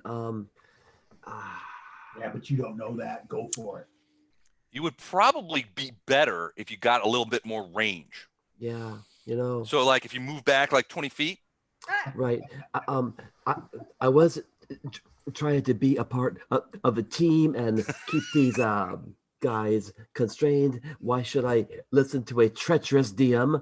I'm just trying to help from a tactical standpoint. Our GM is a desperado. That's right. All right. I'm just trying to lend a little bit of help from a tactical standpoint. That's all. Oh, thank you. I will keep that in mind. I'm down 4 hit points. I have a bad eye. You know, this is Depth perception is gone. you know, Damn cheaply made arrow fletchings.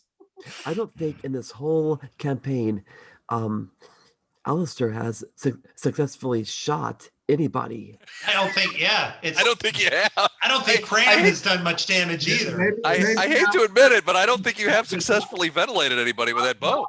I have not hit a thing. I think when you were named Ameswell, it was like, tiny. It's like, That's what you call a big guy tiny. yeah. It was like, oh, look, it's Ameswell. Sam, you did a good job against. Keep one hand on your cod piece. Aiden swells up. Let's see if we can change that. You just aim at that guy. Make it 20. I mean, Aim at Plonk and maybe hit, just. I said aim at the ceiling, you'll hit something. All right. You know what? I'm gonna take aim at the skeleton lord because I'm There you go. angry. Go for I'm it. very, very, very angry. No, I'm gonna focus. I'm gonna focus. I'm gonna take aim. All at right. the skeleton lord. Here we go. I roll a. What did I roll? I rolled a 18. 18. It's a miss. You didn't hit him. need With 25. all the bonuses and the protection and everything, yeah, you needed an nat 20 to hit him. Okay. How But it was long? close. It was dang close. How long will my eye be? damaged? It's better. That's over this round. It was just a one round. Oh, that wasn't even including the money. Yeah. Well.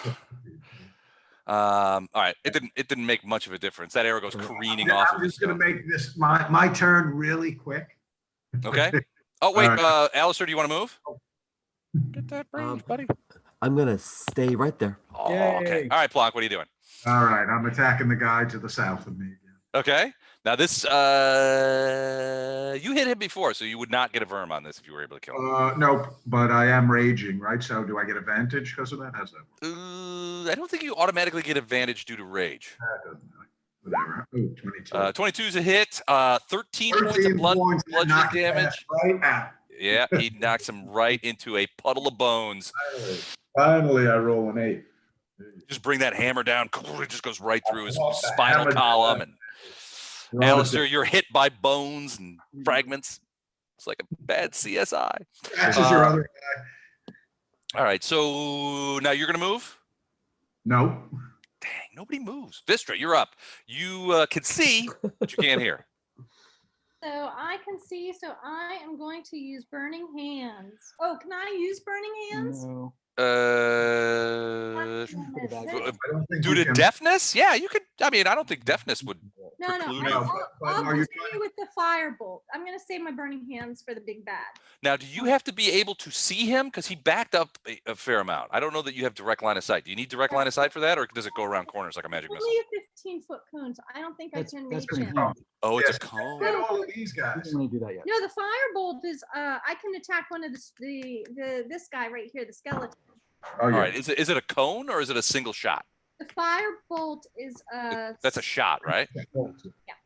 Okay. All right, so you're gonna attack that guy there? that This guy guy in is central casting here? Yeah, yeah. All right, cool. See what we get. Nice.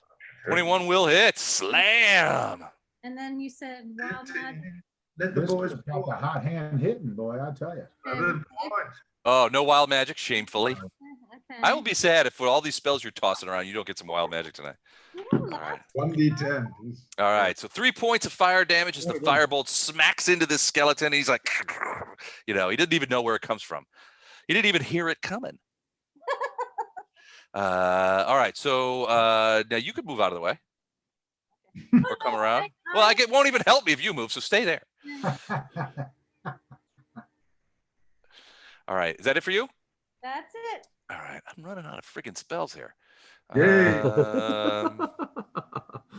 Jeez.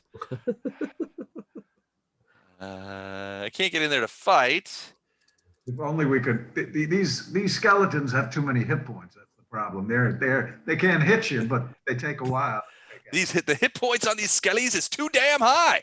All right, so he's taking it a little bit as a little bit personal that Alistair keeps shooting arrows at him. So he's going to point a finger at him and shoot a ray of frost at Alistair. The frigid beam of blue-white light streaks towards the creature on a ranged spell attack against the target on a hit, D8 cold, and his speed is reduced. So, all right, ranged spell attack. Let's see what his ranged is. Plus, it's not that great, frankly. That's okay. +2. 19 hit you? My AC is 16, but All right. But do I get a dex save? by No chance? save. It's an attack spell, so it just kind of like dodges behind and guys like it just kind of smacks into you. It's like shooting an arrow at you. Yeah. All right, so do I Only, take only successful. damage? Yeah, 4 points of frost damage, and you are slowed by 10 feet for a round. Damn. No, you're not slowed. No, your speed is reduced by 10 feet because you're so frosty. But look on the bright side, it You're reduces not the moving anyway. angle of your eye. Thank you. All right. Great. Okay, that at least he can do every once in a while. So, okay, that's him. Skeleton time. So first things first, strength check to try and get out of the net. Made it. He managed to extricate him from the net. Now he's prone and damaged significantly, but the net, he casts it aside and begins to stand up. He is looking at you, Plonk, until he sees Mortain and he knows that he hit him with the net. So he's aggravated at both of you. So he's not going to be able to attack this time, though, but he's also not going to move. This guy is going Well, the standing up would be the move action, right? yes. Getting himself out of the Yeah, net he will is- stand up as a move action. Net was, breaking the net was the action. Standing was the move. All right. One of them is going to pass through and attack Alistair with his saber.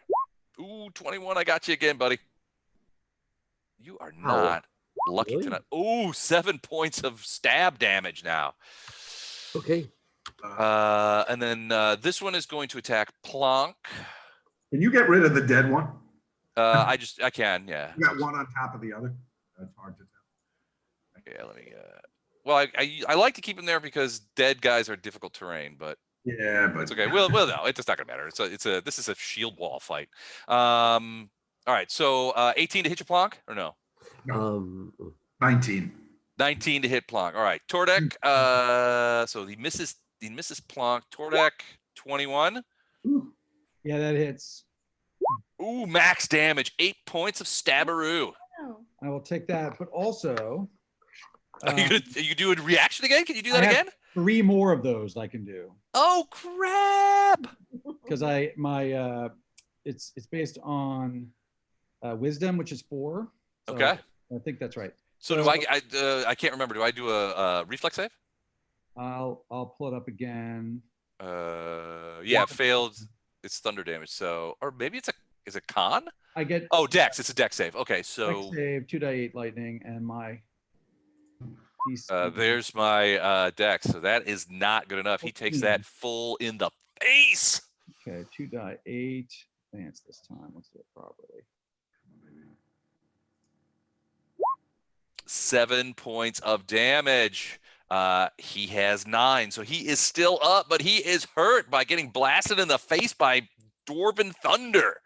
That was another name of a band I had in high school. All right, so Blammo. All right, did you take the 8 points of damage off? I'm down to 8. I'll update it on my icon. I'm down to 7. Jeez. Oof. This is the boss fight, man. It's brutal. The And boss two fight. and 2 on Cramalorama. 12. That's a misseroo. Yes, and, yeah. And let me see. Oh no! Confirmed fumble from the guy next to the sarcophagus. All right, let's go to the chart. That would be a saber fumble, which would be a melee fumble. Let's see that. Oh shit. Catastrophic failure. You fall unconscious for D6 rounds. What the heck? What do you Yeah, have? really. I think he knocked himself out. So you see, he overextends, reaches around, saber comes back, clocks him in the face, puts a big slash in the big forward part of the skull. You see him sort of goggle a little bit, and one of his red glowing eyes kind of goes out, and then you see him sort of collapse against the wall and slide down. The skeleton lord is like, so hard to find good help. Yeah, really. 4 rounds. He's out for 4 rounds. So the color of sleep is lavender. And that is 4 rounds. So You he can is. remove the purple if you want. Morons, pathetic morons in my employ. You numbskulls. All right, I'm just going to twist him so he's facing the wrong direction. All right, so that is that. All right, Tordek, you are up. All right, I'm just going to swing my hammer at that guy. All right, let's give him a punch right in the chest. And that is AC of 13 on these fellows. Oh, natty twunzo. Roll to confirm. oh, sorry. It's not going to matter. I mean, you could, you might get some effect. I don't know that it will. That is a confirmed crit. You will just roll it. Melee weapon. Let's see. Lights out. Target suffers max damage and is blinded. So, but he only had 3 hit points, so he's going down. Overkill. All right. Yeah, way overkill. But Good for you, man. I swear to nicely God. done. I will move forward over his crumpled bones. Okay, I will go ahead and send that to there. That way you can see there's a guy there. So you just move forward. Move the shield wall. Okay, cool. And that's it for Tordak. Cram, you're up. This Can guy. Can I make a coup de grace move on the guy that's crumpled against the wall? Yeah, essentially you coup de grace. You just basically bring your thing down. It's an attack roll, but if you hit, he's dead. Oh, come on, man. Oh, he can't do anything for 4 rounds though. So wouldn't you want to go after the guy? Yeah, because I got to roll. Yeah, I got to, as shitty as I'm rolling. Yeah. No, you can take this guy right here. And Yeah, I finally hit him. Yeah, you hit him. All right. All right, give us some mace damage. 9 points. That's a solid hit. Man, he just crushed that mace into his side, and his rib cage collapses inward. He's knocked sideways, and Tordak's like, "Yeah, buddy." All right, excellent. Is he getting Now up is the again? time to sort of pull back. He's no. Wait. Who were you hitting? Well, I mean, You were hitting this guy, right? Yeah, that guy. The one that's up, not the one that's down. Because you still have 4 rounds. You can go back anytime and crush that guy. Yeah. Yeah, now's a good time for a short rest, guys. What do you think? Hour break. The skeleton lord's like looking at his watch, like, all right, fine. Martin, what can you do? hey, is there any way, can I take my move action and come here? No, you can't. Even though he's down, you can't stand over him. There's not enough room. Fine. All right. Mortain. I'm going to delay till after Plunk to see what adversary he's going to go after. All right, Alistair. You got another one of these guys just keep filling that zone. They're filling the shield wall. They keep coming up on you and stabbing you. What are you going to do? Yeah, well, I'm down to 7 hit points. I better do something. I'm not meant to be a frontline fighter. But you're gonna have to drop your bow and use your short sword and attack the guy in front of you. Drink your potion. You got a potion? I don't think I have a potion. So just remember these skellies don't have attacks of opportunity. So you could do something like that.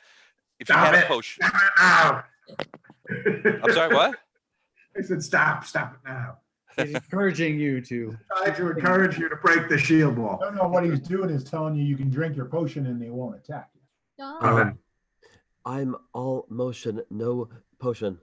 Okay. I have no potion.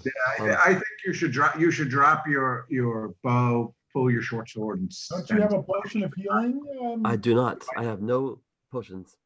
I thought everybody got 1 potion of healing. You know, if I croak, I can't maintain a shield wall. It's true. This is a good point. Retreat. We'll bring you back. FYI. Yeah, I but say we let him retreat. can I take 1 step back and then shoot the Phantom Lord again? You give it a shot. All right, here we go. Why not? Why shoot the Phantom Lord instead of the skeleton in front of you? You can't hit the Phantom Lord. I'm gonna hit the Phantom. So Phantom Lord. with the shield spell, the Phantom Lord has an effective AC to him from arrows of 25. Now you can hit the skeleton if you step back. Yeah, Skeleton has a AC to arrows of 13. 13. So you should hit him. You know, so it would take me a natural 20 to hit the Skeleton Lord. Yes, the Lord. Yeah. Yes, the regular skeleton. You just need a 13. All right, I'm gonna shoot the regular skeleton. I'll be a sensible elf. I will drop my grudge. I will shoot the regular skeleton. Here it comes. Let me find my. Where did this? Now, if you want to do max damage, this person is made of flesh and blood. You could shoot her. Yeah, they Well, she's not shooting me, so I'm not gonna shoot No, no, her. But Alistair, we will squeeze the skeleton lord like a wet mop later, but now we have to deal with these minions. all right, fine. Where's my guy? You know, I lost my guy here. Hold on.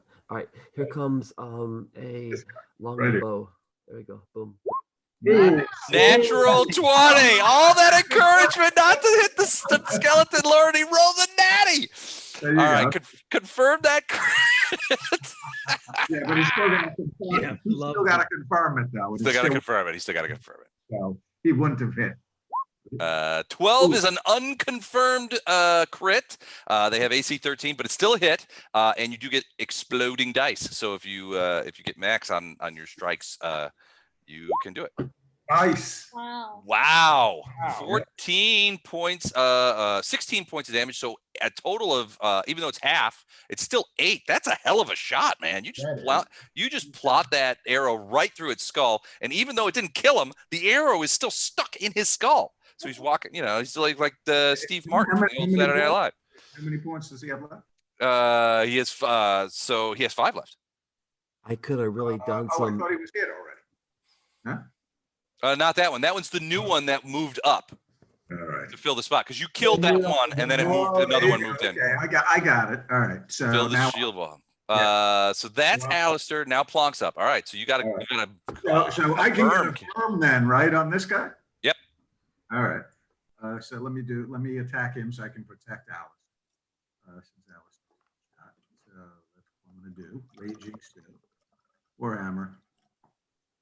Woohoo! 22 is a hit. 7 points of damage. That kills him. I'd like to point out that there are 2 corpses of skeletons on that spot now. Yes. Yeah. It's becoming quite the little pile. And my first firm. Hey, yeah, you got a firm. Good job. Josh is on the big board. All right. Excellent. Excellent. I'm going to just go on the assumption you don't want to move. No. Okay. Mortain. This guy's standing up. He's going to attack next round. He's going to attack you, Mortain, because he knows what you did. 13's a hit. He's got 5 hit points left. 10 piercing. Halved is 5. You killed him. You shot an arrow right through the top of his skull, and it extinguished him. He goes down. Oh, man. My plan all along. It was my plan. All right. Anything else? You want to move or anything? Can I retrieve my net? Yes, but it's on the ground. You got to kind of have to jump down and get it. Okay. Not going to retrieve my net yet. Okay. Vistra. So is there any way that I can run around and come in front of? Or you can go to there. You can go to there if you want. But then you're right in front of that. Yeah, you can. Yeah, she can. go It's a through hard corner, Plonk? but she's passing through. You can pass through friendly square, so you can go through Plonk Square. You just can't stay on Plonk Square. Yeah, you could go to here. You could actually here. She could move right there if she wants. Here, if what you're looking to do is cast Burning Hands on this sucker, on the main guy. Can I? And is that the? Yeah, you can go 5, Yeah. 15, 20. Well, now this is a hard corner there too. There's a guy there. No. You can't attack, but you can get a position. If I'm here standing on these dead bones, Mm-hmm. and it's a cone. 15 feet. This Not guy, long. it's not long Big guy. enough. No, 15 is not going Oh, to it's get it. 15, so Yeah. he's too far back. Yeah, Okay. It's 15. Yeah. Well, it'll be short of the big bad. Yeah, So you would have to be here. yeah. I have to. You have to get past them, and you can't. Okay. Yeah. Not Okay. yet. So Not It's yet. okay. We're gonna kill him. Don't. Flame bolt that guy. I'm gonna flame bolt this guy then. This All right. guy who's like, is This he guy right here. is he mostly dead or is he not? He's He's just been winged. He's just got a few hit points. He's still got 10 hit points left. okay. So You can do it. You can do it.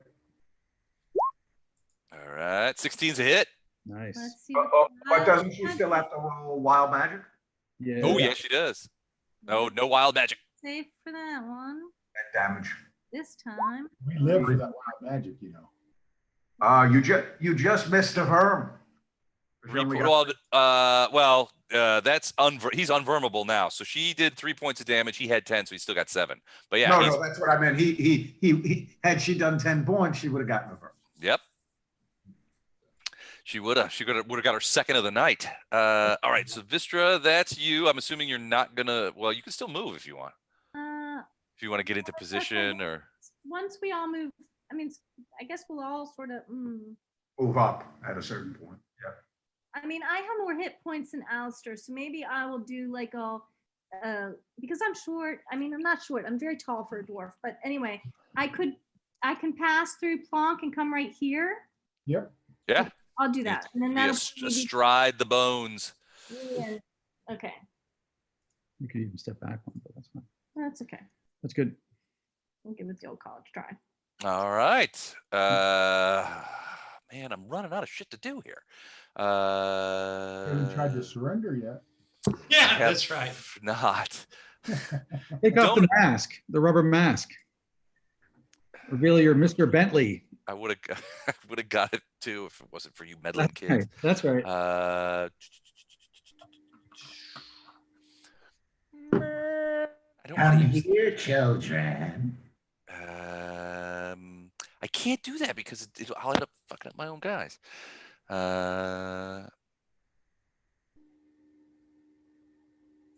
He's gonna step forward to here. Oh, that's what you like. So that he's in a position to attack. He's gonna step forward so that he's in a position to attack when his guys go down, because he recognizes that many of them are stupid and are hitting themselves in the head and getting caught by nets, and that he needs to be there. All right, so now it's their turn. I only have, if I'm counting correctly, I only have 2 left that are in action. Yep. So let me do this guy, and change to 3. So he's still unconscious. And then that one is going to continue to attack Plonk, even though Vistra's just got in there. So Plonk, nope. And Tordek, nope. Okay. So that is my attack. So, all right. Tordek's up. Now we're getting into the beefy part of the initiative roll. Hit that guy with a warhammer if I can. All right. He has 4 hit points left. Oh, that's a miss. 11 is a miss. And I will stay there. Okay. Cram. Oh, I think if Coming Cram down to the wire. Cram was the one who hit him before, right? So he can't get him. He can't get a Vern, but he can kill him. Yeah. Well, I'm going to go for it.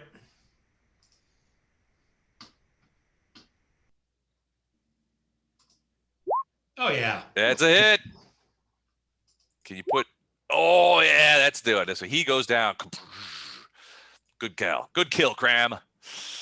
All right. Now, are you going to move? I'm moving. Okay, running away to the rear sort of thing. Right there. Damn. All right. Now it's go. Now it's time. Now it's go time. That's all I'm saying. Alistair. Vestra has moved in front of you, but you're an elf and she's a dwarf, which means you can shoot over her if you want to hit that other skelly. I didn't. Yeah, blast that other skeleton. I guess the odds of me rolling a second 20 tonight are about. It was brutal, man. All that talk about you're never gonna do it. You never do it.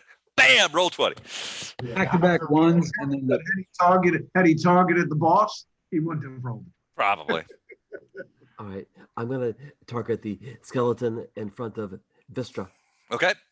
Here comes trouble. All right. Here comes the man. 19's a hit. Okay, here it comes, and I roll a 9 piercing, so that's 4. Does a fair amount of damage. Takes about half of his remaining hit points away. He's staggering around. That arrow's lodged in his spinal column, and it's interfering with his ability to get things done. But it also doesn't interfere with your ability to get things done, Plonkaroo. Yeah. Here it goes. Here it goes. He's getting hammered. Have a drink with me. Here it goes. Oh, that's a miss. He didn't do it. That is a miss. No, all right. That's all I can do. All right, Mortain. You shoot the guy. 13's a hit. Yeah. He's got, all right, so he's got 3 hit points left. With an arrow, you got to get 6 points to kill him. Oh, he did it! So Mortain finishes off. And that is the last of the skeletons. By the way, when we set up to take out the big guy, make sure there's room for people to get by so we can surround him. All right, okay. You can always pass through a friendly square, remember? Well, he's in that corridor, and he's pretty much blocking it up. Yeah, He takes up all 4. that's true. Yeah, well, he's big, yeah. Is he large or is he medium? He's large. Large, okay. All right, so that was Mortain. Vistra, now's your chance. The guy's right there. All the skeletons are gone. Use the burning hands. Burning hands. That's the cone. Well, he's in it, so. Yeah, But so is Cram. No. I think I only have level Who 1. are the strongest meleeers? Because you don't want to block those 2 spaces. DC 14 dex save. All right, so his dex is 4. Okay, 4 bonus. So Yeah, DC you have a- 14, Oh, yeah. 21. All right, so he made that. So he takes half damage, right? Yes, half damage. All right, so that's going to be 5. Wild Ooh. man. Already did. I already did it? Yeah. Oh, okay. Yeah, it rolled automatically. All right, so Vistra, are you going to do anything else? You can move. You can run up to him. Oh, she rolled her wild magic automatically? Oh, roll the wild magic. Wild magic. Forgot about that. Thank you. Okay. Where'd it go? Here comes the pump. I feel it. I can feel it. Oh, 2 of them. Got the ones again. I double All right. Another double fumble. All right. So no wild magic, sadly enough. Anything else? You gonna move? I'm gonna. Do I need to move so other people can get by me? No. Not really. Okay, I'm good there. All right. So it's his turn. Cram's the closest, and he's within range. So you see this guy. He's got this big, huge sword. He just kind of goes like this, and wham! He goes after Cram. Ooh, that's good. That's a good bonus too. I'm gonna like doing that to you. 19. 19 does not hit. Oh, come on. All right. You got a shield or something? Did you just like block it away? Yeah. Nice. All right. Well, that's his attack. He's going to stay right there because he doesn't want you guys getting behind him. Yeah. He heard Plonk talking about it. Tordek, you're up. All right. I am going to throw caution to the wind, move there, and hit him with my Warhammer if I can. We should be luring him out, guys. Yeah, where? Back, so that more than 2 of us can attack it. Yeah, we'd have to make quite a hole. Yeah, we'd have to move way back and let him come after us. Yeah, but it's too late. I mean, I guess I could not make it worse, but both Vistra and Cram are also blocking. That's true. Yeah, So not I'm just gonna. Well, but everybody's going to go before, except, well, yeah, everyone will go before he gets to go again.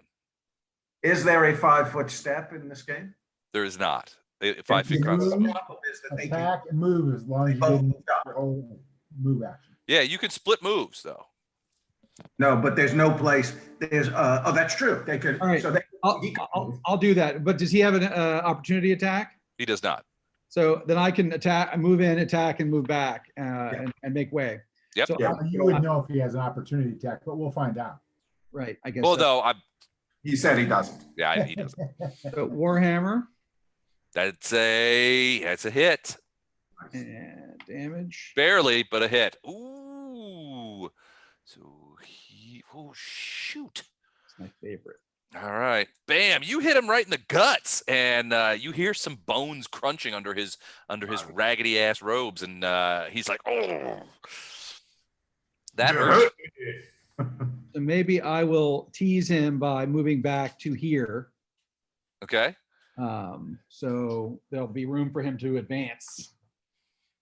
Well, no, he can't because he's a large. So He's large. Well, once Cram would have to move Vistra back one. and Cram move out of the square Yeah. here, Cram So would have to then move he can then flank it. he could move in, and I don't know that he will take the bait, but we'll see. back. Well, he's going to have to. Otherwise, we go after him, right? Or say he This could. way, at least Plonk can get in there. True. All right. All right. That's Tordek. Cram, you're up. Cram is now going to take this opportunity to cast Divine Favor. Okay. And after he does that, because that's a one action, he's going to step back to here. Right. And while he does that, can he do an intimidation? Sure. You could try. Now that's opposed, right? I oppose that? Yep. Jesus. So that would be on my part. What Or, opposes? But would you want to do that if we're trying to get him to move towards us? well, no, maybe I'm trying to piss him off kind of thing. Come get me kind of stuff. Taunt. Intimidation. Yeah, Taunt. Yeah, I guess a taunt, but that's not a skill. So you could use intimidation for taunting. yeah, I'll stick with the roll then. So Cram's like, "Oh, hey, Dick, come get me." You bet. Nah. And he succumbs. So he's angry. He wants you now. pissed. Yeah. Cram, So can he's you- going. To come after. Can you back up one more so he has room to advance and chase you? I guess I mean that. Well, no, because there are two, you don't want him to do that because there are two, well, I guess you could. I mean, I there could are. come back here. There are two pillars here, so this area. We want him to come here so we Yeah. can all Yeah. get him. We can all get him right here, basically. Alistair's not gonna melee, so. He's got his bottleneck now. So, yep, all right. So Cram went. Yeah. So Well, that we- natty 2 on the intimidate check, you could be pretty much guaranteed he's going to move forward and try to attack Cram. you want to back up like to there, Cram? He's Well, like, then- "What did you call me?" I'm trying to think what I benefit. told you a useless bag of bones. The point is to draw him out so we can all get access, Yeah, right? Now we cannot. that may have done it. Where we are right now pretty much gives everybody access to him, as long as he moves into that space. That's what because we've got Yeah, we have a Here. lot. All right. here, yeah, and Yeah. we've got all four of us can. Yeah, we're good. All right. All right. Alistair. That's Cram. Alistair, Okay. time for one of those natty twinzos. Yeah, if I try to run up and engage the guy with my sword, he's gonna just kill me. I'm gonna try to just shoot him. Okay. Here we go. Boom. 19, but if you had advantage, you would have got it. 19's a miss, but you're getting there. Closer. All right. Do you want to move or anything, or you want to stay there? Stay there. All right. Plonk. All right, so I move up here, I attack him, and then I'll move back. All right. And you got a Warhammer, Warhammer. so bludgeoning damage. I hate that because he's got DR against everything else. Yep, that's why I use the Warhammer. 15 is a miss, though. Yeah, shit. Yeah, I'm not rolling that well. All right. Mortanian. I move back here. Okay, I really don't have sight on him very well. Not very well, no. Can I see this downed Yeah. Yeah, you can see guy it very pretty easily. well? Yeah. Can I coup de grace with an arrow? Sure. All right, I will train on his spinal neck portion and try to snuff out his undead life. All right. Let's see what happens. That'll do it. Boy, you take aim real close and just like shook, boom. And you actually hit not only the cervical area, but cut through it, and his head rolls away, coming lightly to rest against Tordek's foot. Oh. Goal! Vistra. And I am going to move after I do this. Oh, okay. Go ahead. I'm just going to take a 5-foot step back. Okay. I'm also going to take a step back so that we can make our trap.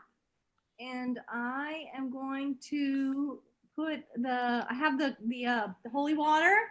Okay. So You can I'm- see, you can hear, you can taste, you can That's smell. Right. That I'm going to use for who's next? Oh, I guess I can get to Plonk. Okay. Right. There we go. That'll So work. you're gonna pop the holy water, thaumaturgy it over, and wrap the head of his hammerhead with holy water. Right. Oh, and I guess we have the wild magic since it's a Ooh, yep. Dun, dun, dun. Oh, Yeah. no. They went 11. I'm getting so excited seeing those ones. So many ones. 11s. Just in 11 form. I know. It's 3 11s she's rolled. All right. Is that it? Yes, that's all. He moves forward and attacks Cram. He's had it with Cram's crap. 23. Oh, that hits. Ooh, you can feel the magic of the longsword bleeding into your body. Yeah, that hits. 11 points of sword damage as he creates a wicked slash down your dragony skin. Okay. But that's it for him, pretty much. Tordek, if you move up one, I can move into flank on the next round. On the next my next. Oh, wait a minute. What? I have to look at. Wait a minute. It possibly didn't hit. What? Now I have to look at what divine favor might have boosted my. Oh, if it boosted your AC. Yeah, what is the fun favorite? No, it does nothing to my AC. Okay. All right. Yes, so it did it's- hit. Fun favor do? My weapon attacks an extra 1d4 radiant damage when I hit. Not the group. Beg pardon? It's not a group spell. It's just you. No. Right. Most So, of these things aren't like bless and that kind of stuff. The 5e has kind of changed some things around with that. So so I move forward 5 and I will At attempt higher levels, you can do more with blessed, Doug. you what? You're gonna smush him?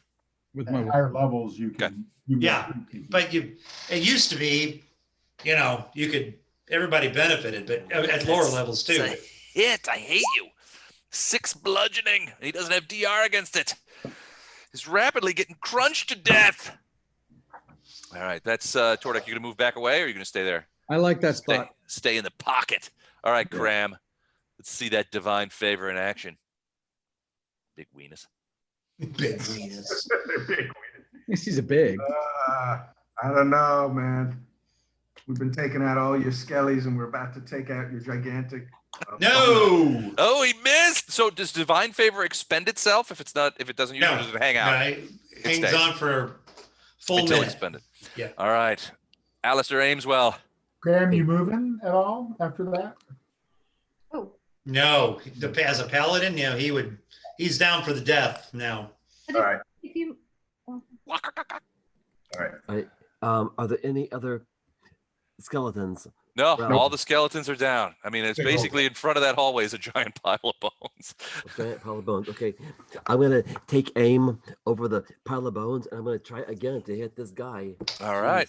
Jeez, 16, that's a miss. Another arrow goes flying backwards. All right. I'm sorry, man. You're staying, right? Alistair, are you moving? Oh, wait. All right, so uh-oh, hold on, I gotta check something real quick. uh-oh. Okay, Okay. so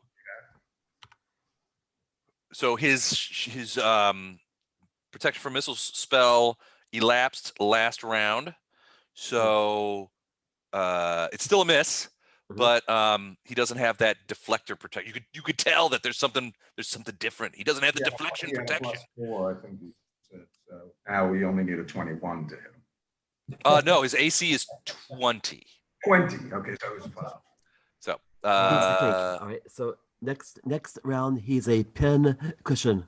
all right, Plonk. You got holy water on your hammer. It's a bludgeoning weapon. It's a skeleton lord. There we go. And Plonk steps into flank. So does flank Okay. advantage, or it just reduces the guy's AC? They're nothing. What? Gotta be behind. No. That's flank. He's actually supposed to be here. This is flank because Tordek is here. Yeah, Oh, gotcha. it's and he's flanking. long. I think it's advantage. Yeah, Everything is sort of gives advantage here. Is it, are you sure about that? Because I have something else that I can do that's going to give me advantage. Check it. 5e, it's advantage, like raw. Why does it not? So it's not listed in the combat options when you. Oh wait, here we go. Flankaroo. Where is it? I'm almost there. Flank. Okay.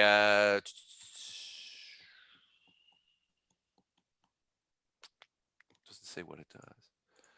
I'm gonna say, you know what? I can't find the rule. So 'Cause I have something that can give me advantage. That's why I'm asking if flank gives me some other bonus. I am going to say if you already got advantage, you get +2 on your to hit. Otherwise, it would give you advantage. Flanky. Flankaroo. He's All looking right. at you. He doesn't like the looks of that.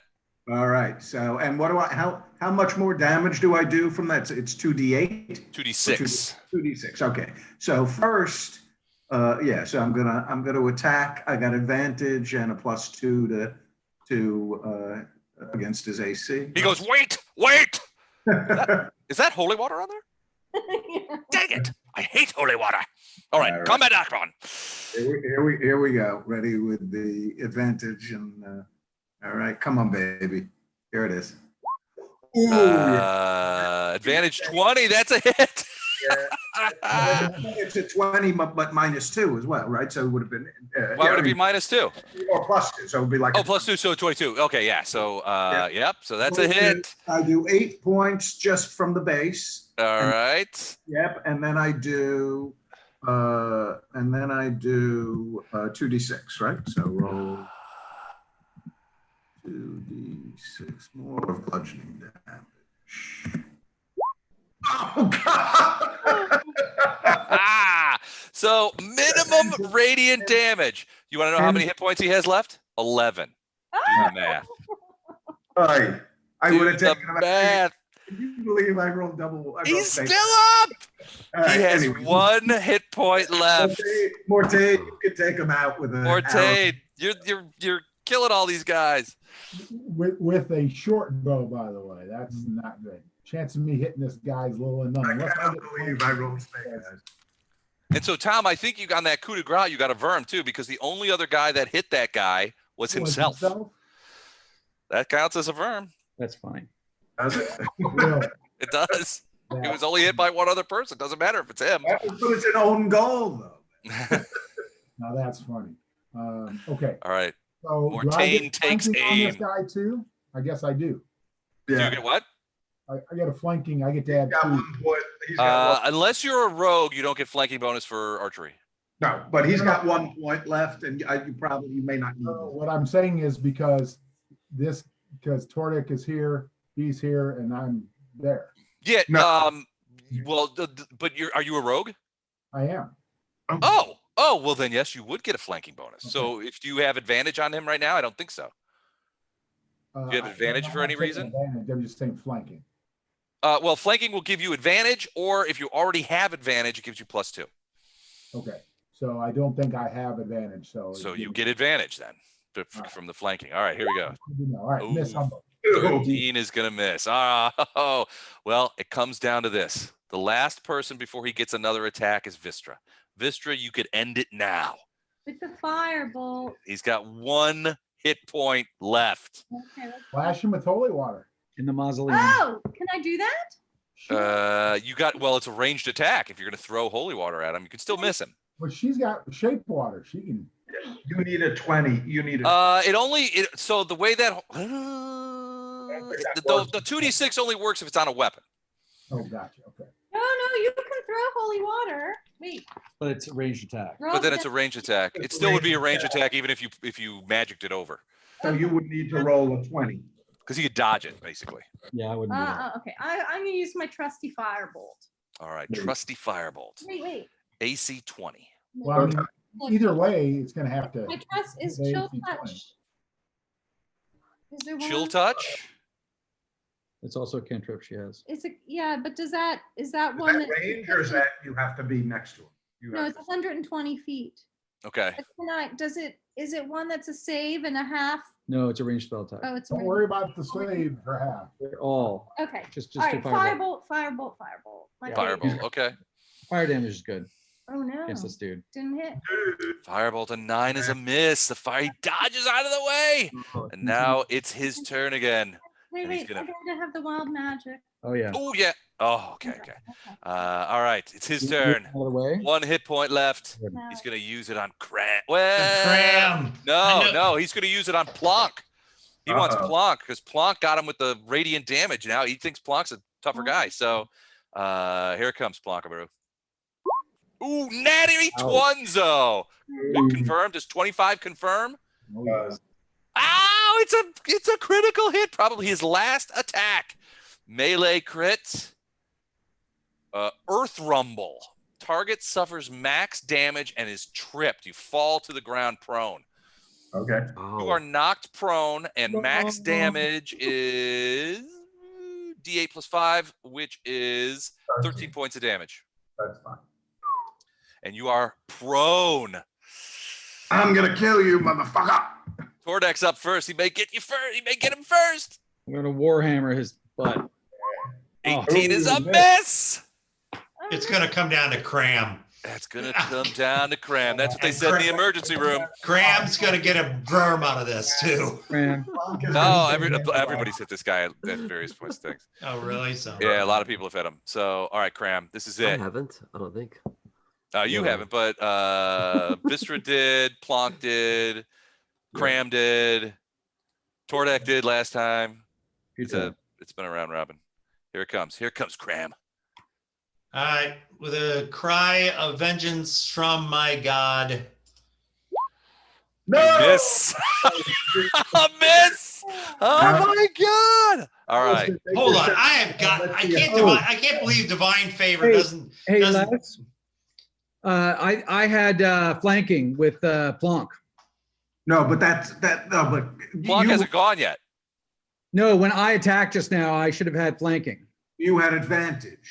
Well, What did you have? What did you roll? depending on what Les's take is on flanking. Oh, that was, You would have advantage first. So All right, you I'll so roll you only again. rolled once. Yeah, so roll another attack. Yeah, see if you.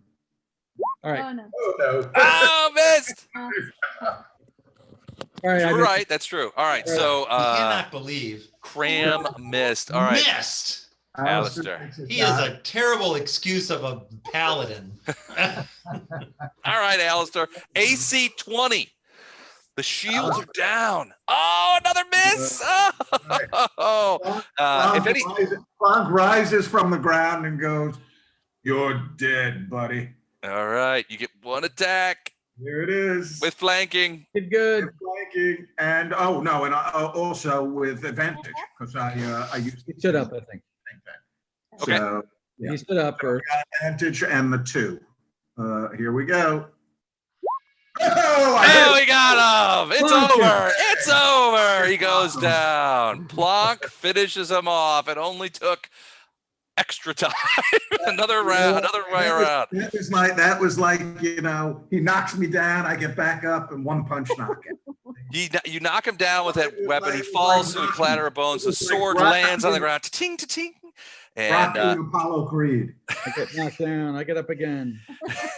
and he goes down, and the room grows quiet as you guys are sort of like stare out over the giant pile of skeleton bones that you guys have destroyed over the Shoot's time. on, kids.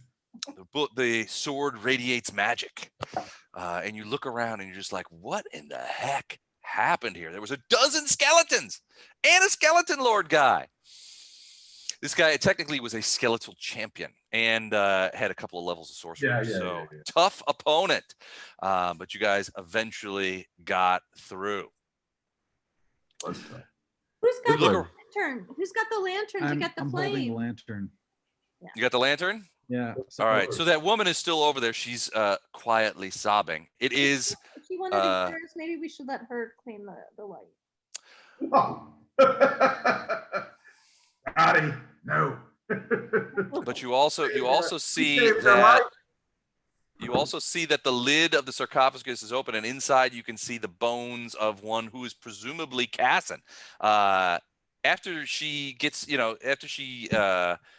sort of composes herself and realizes that she's rescued, she tells you that these guys grabbed them as soon as they came in and tried to kill them, but they captured her, and he was this skeletal lord guy, skeletal champion, was going to sacrifice her to try and animate the dead to try and reanimate Kassen only as an undead, an evil undead. That was their plot. They had, so there was actually a double whammy. What had happened was a couple of weeks ago, a group of bandits had come in here to try and loot the thing. They just happened to be here when this skeletal lord showed up, and there was a battle between them. The bandits were changed into the zombies and became part of Zombies or skeletons? He came with the skeletons. The bandits. He changed the bandit. He killed the bandits and changed them into zombies. Got it. Cram, as you go in there and you're paladin, you can see. I was about ready to say, "Hey guys." You see a strange tableau. Yeah. A magic circle, and a dead human. Now he looks like he's been dead for a while. But this looks to be some sort of ritual gone awry. You're not sure how this came about, but something bad happened. There's a skeleton on the floor next to him, and he is in this magic circle and just covered with blood.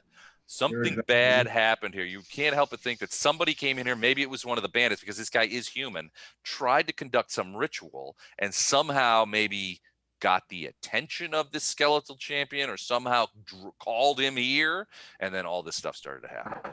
Do they have any nice stuff, even though we'll never be able to use it? So the skeletal champion had a +1 longsword. This guy, as you drag this guy, I'm assuming you drag him out of that magic circle and loot his body. You bet. He has a wand on him of magic missiles with 13 charges left. He has bracers of armor +1 and 2 bags. One bag has a bunch of like spell components and stuff in it. The other one has a bunch of money, 354 gold pieces, newly minted. And also on his body, he has a spell book that contains the spells Cause Fear, Enlarge Person, Expeditious Retreat, False Life, Levitate, Mage Armor, Magic Missile, and Ray of Enfeeblement, and all of the wizard cantrips. Nice. Wow. And do we find anything in any of the sarcophagi? Well, they're all sealed except for there's that one. This one, so except for 2.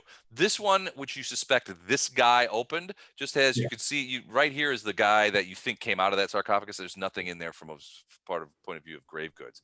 In here is who you think it's Kassen, because he's sort of like in that sort of knightly pose that they do when they put him in there. You're not sure if there's any grave goods in there, but the young woman is saying we need to cover him back up. He was he was going to despoil Kassen's body, the founder of our city. We need to re-entomb him before we leave. That kind of thing. I don't know how cool she would be about you guys looting it.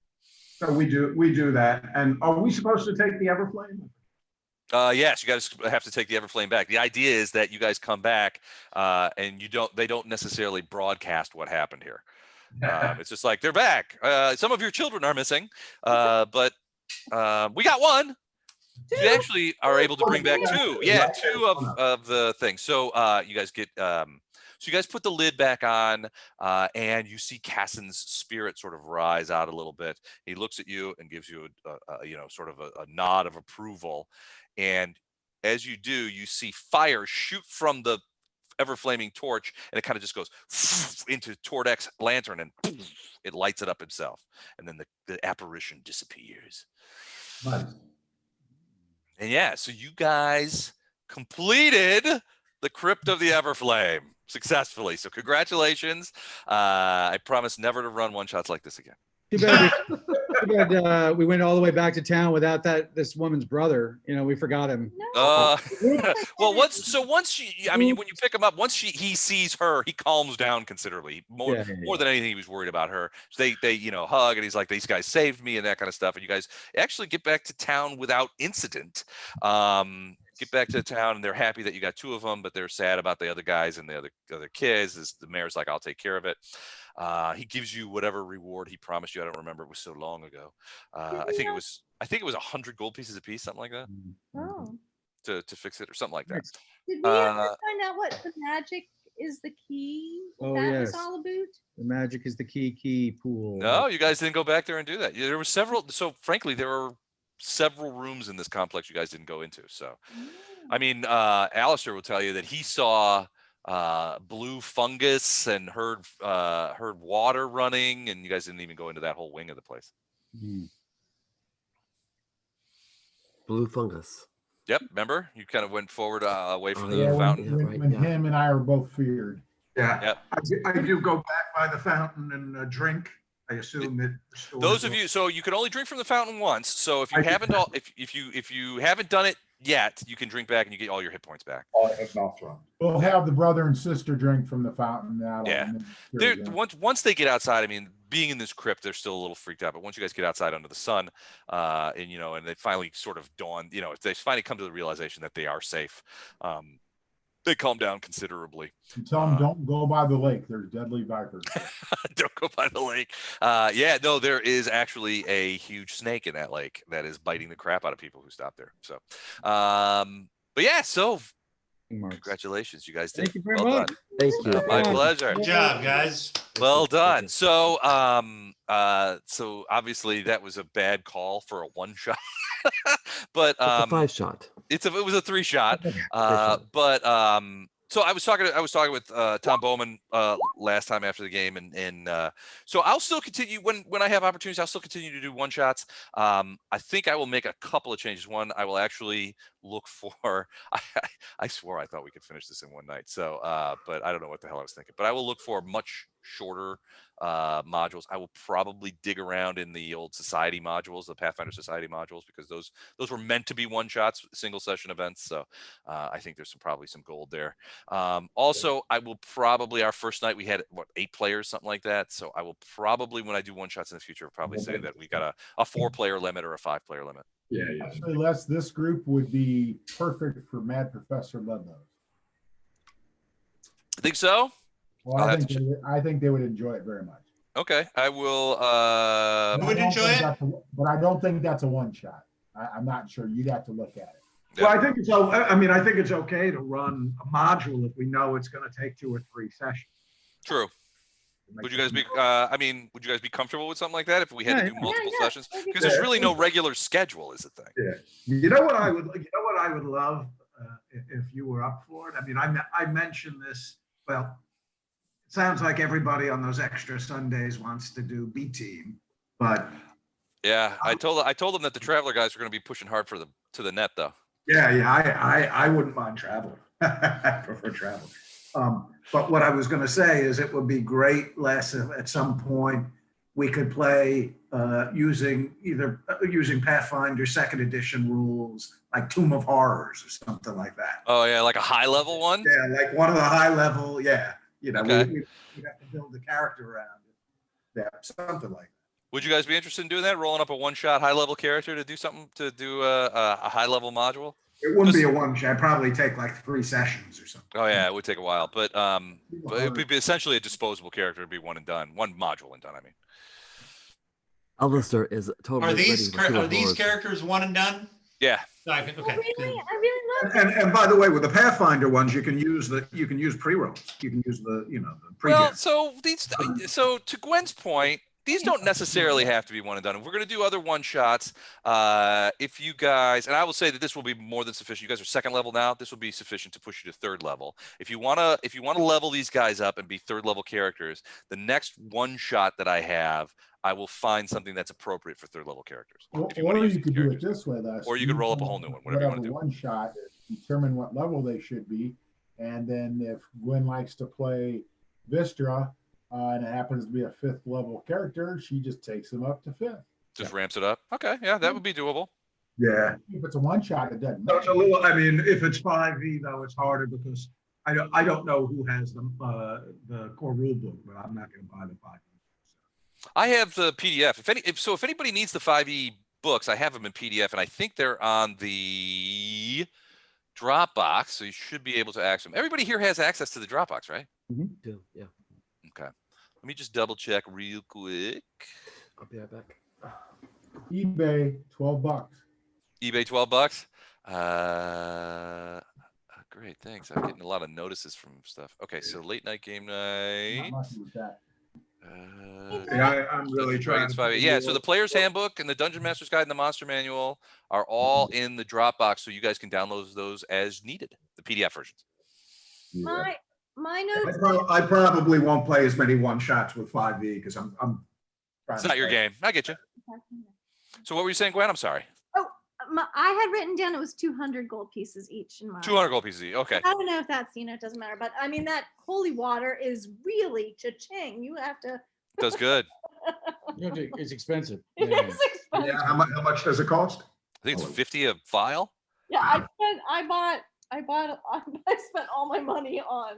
Wow, on holy water? Wow. So you need to make friends with the priest. Yeah, you need to make friends with the priest or a higher level paladin. But even then, don't you have to have like the components are expected? Well, a bless spell.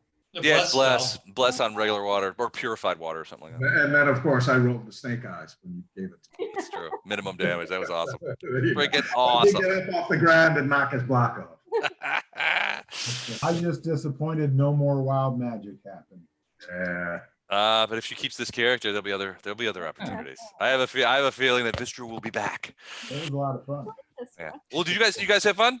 Yeah. Man, this one, all right, Yeah. good. I'm glad. I'm Oh, glad. it's fun. It's always Awesome. fun to play with this crew. So Yeah. Awesome. All right, I'm very pleased.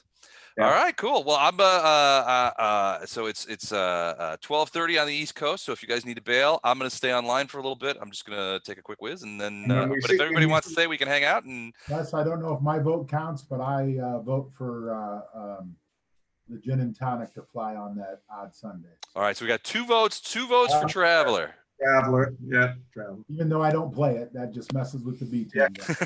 It just All right. messes with B team. I'm just gonna have to count the B team votes and see where they're at. So you guys might be able to sneak it out of there. Oh, and Mr. Masterson just texted me and he said he wanted Traveler too. Did he? Good player, yeah. No, Did he find out? Is he gonna be available tomorrow? yeah, I think he'll be available tomorrow. Okay, great. All right, cool. Well, you know, just So if you've got a bunch of people want to do B team and a bunch of people want to do Traveler, just do one extra B team and one extra Traveler, and everybody's happy. that's true. We could, yeah, because I got one in November and one in January. Oh, it's January. Hold everything. Where's my calendar? It's my calendar of events. I actually have a calendar on tinybatman.com, our favorite website. Eric, is there a reason why you're covering your mouth while you're chewing? Dude, you don't have to be polite to this crowd. I mean, unless it's When you're picking unless your it's teeth, peanut butter. when So I'm you're like, picking your teeth or nose, just cover up, just cover. There's a You Pick 'em on the 29th of November. That's the Sunday after Thanksgiving. Yeah. And then there's the next You Pick 'em is January. It's January, not December. It's January 31st. Because December 1st is like on a Friday. Yeah. And you So- play B team twice a month, right? No, just once a month. You only play once a month. Okay. A team we play twice a month. So it's like ABAC is what we do. So it's A team first and third, B team second, Traveler fourth. So we do have with all the current viral unpleasantness, and I don't want to speak for Doug here. And certainly Doug, this is up to you. But normally in normal years, Doug typically, I don't know if you guys, some of you know this, but Doug typically will host an in-person all-day game on New Year's Day at his house. that ain't happening this year. I was gonna say Mm. with the virus and everything that may not happen. And so maybe we can do a New Year's Day one shot in the afternoon, something like that. So Yeah. we'll keep. Yeah, keep that's always a fun. My mouth shut about seeing Don and the entire crew sitting in his room like that. Yeah. Well, we used to. So last year, what did we call Don? A mead spittoon was last Oh year. yeah, my God, yeah. So that was fun. There's pictures online. But yeah, no, we always have a blast at Doug's New Year's. Everybody brings. Are we doing Age of Ashes next Friday since it got pushed off? Let me check. I think yes. Great. The The next time I see you guys, yeah, Ages Ashes on the 6th. It's either gonna be the same world or a different world. Good point. Yeah, Age of Ashes next week. And for those of you who aren't in it, consider Midwest Game Fest. It's a Roll20 Discord thing, online gaming. So Josh, I know you've done virtual conventions, right? Yeah. I just That's where we met. That's how we met. Yeah, we met at the Gen Con game. That fun we had, and then But for those 3 others. So yeah, for those of you who don't do it, they are actually a very they're actually fun. Don and I and Steve are all registered for Midwest Game Fest for certain games, and that's this week. It's November 12th through the 15th. 12th through the 15th. I may be able to do a game. I'll have to check it out if you want. I can send you the games that we are playing in. Sure, and it's all they're Central Time. Yes, they're based out of Indianapolis, so What it's all days central. are they? What days of the week? Thursday, Friday, Saturday, Sunday, 12 through the 15th. Now there's not a ton of games, but also it's a small convention, so yeah. I'm sorry, that's in the month of November. Correct. It's 2 weeks from today. So I'm assuming yesterday. you're going to suspend the regular games. Absolutely not. Oh. I am only playing. I took time off from work. So I'm gonna play. I took. So I only have to take 2 afternoons off. So I'm taking Thursday afternoon, Friday afternoon off. So I'm playing 2 games, one Friday afternoon, one Thursday afternoon, one Thursday night. Then I'm playing a Friday afternoon game, and then I'm gonna play. It's Jade Region that night. So I'm gonna be playing in Mike's Jade Region game. And then I'm playing a Saturday. They have a Classic Traveler game Saturday afternoon. So I'm going to play in that. Awesome. And then we'll have our regular Saturday night game. And then I think I'm playing in it's the Pathfinder something on You're playing somebody else's Classic Traveler game? Yeah. I'm very interested to see how they do it because I know I do it wrong. So. No, you don't do it wrong. You do it. Well, it's always with the Villani nobles and all that stuff. Rules are so flexible, Do it. I always wanted to run this Traveler this way, and I hope you guys are having fun with it, and it seems realistic. You've gotten rid of the magic and the psionics. Yeah, I don't. Those drove me crazy. Psionics drove me crazy in D&D too. Yeah. One of the things is kind of why I dislike. I don't play Starfinder. I loved that it was a space game when it was coming out. I loved that it was a space game using the Paizo sort of model, that 3.5 feats and skills model, which I love. But then they added. I've always been a purist, I guess, about it. I was like, if you've got a sci-fi game, have technology. If you have a fantasy game, have magic. But you shouldn't have. You don't want to mix your pleasures because that's right. I grew out of Piers Anthony when I was about 15. Well, right, yeah, it's exactly. It just seems like piling on. It's like have a sci-fi game, and that's why in our Traveler, there's a lot of technology and a lot of things that you can do that you wouldn't necessarily be in normal Classic Traveler, because normal Classic Traveler is sort of like, they had swords and everything. I'm like, no one in the year 2047 is going to be carrying around a sword on a spaceship. That's not going to happen. But so I just always thought that was weird. That's why I don't. I just don't get into Starfinder. Star Wars and what does Han Solo say? Is like lightsaber. Yeah. Antique weapons and what is it? A hokey religion is no match for a blaster on your hip. So, but. Yeah, so it's one reason why I don't like that Monty Cook Cypher stuff, Numenera, because it's all this like sort of melange of technology and magic, which I'm just not a fan of. But there's nothing wrong with it. Although I've always wanted to get into Cypher System. I think it's a really cool looking system. I've never played a single Cypher System game. I love the idea of the system. I actually got the PDFs. I don't know if you guys remember, this was about 1.5 years, 2 years ago, when Monty Cook Games did the Invisible Sun Kickstarter, that new sort of surrealist game. Based on the books. No, it's completely Oh. different. It's a Monte Cook cipher system style game, but it's got a very surreal vibe to it. And I was interested. The Kickstarter was like $200 to get the set, and it's just I'd have a lot of explaining to do if I bought a $200 game. That If any of you guys, do any of you own Descent by any chance? Ever play Descent? That's no. Or the board RPG The that computer you game, play with two people. What's that? the computer game Descent. No. This here, I'll show you. Hold on. I bought this thing. I wanted it for like a year and a half. I bought it about a year and a half ago. I was going to play it with my now soon-to-be ex-wife, and then this. Is it any good? I haven't played it. It's got some of the best reviews of any sort of semi-board RPG out there.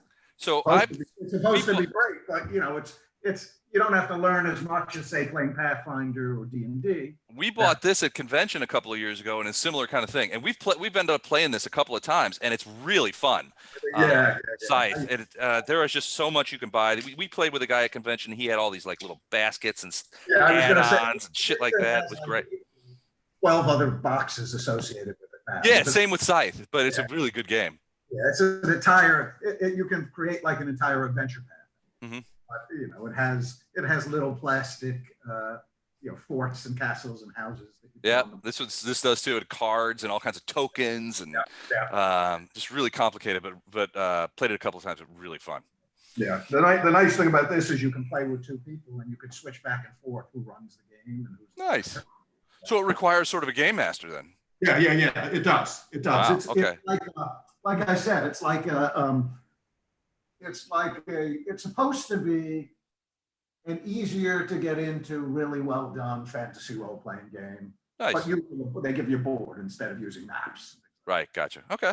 Yeah. Scythe is a standard board game. There's no game master or anything. Everybody plays against each other, but it's a load of fun. I recommend it if you're into board games. Yeah, I'll check that out.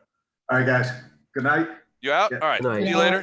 Take care. You guys. Thank Good to you see you so again, much. Gwen. Thanks, Ah, Mike. my pleasure. I love Good it. night. So, Super fun. Take care. Hey, everybody have a safe Halloween. If you're You too. doing I'll- trick-or-treating, we're not opening up the house. You know, we're not doing it. So we're not giving out candy. we're gonna sit in the thing, and I'm rigging the crossbow up for baby Snickers. There you go. All right. All right. Some of you I'll see tomorrow. Until then, be safe and have a great Halloween. Thanks. Doug, Be I'm safe. greeting See you tomorrow. with this. You what? I'm going to greet all the kids with this. That's good. Awesome. Do you want to take my candy? I don't think so. I don't think so, buddy.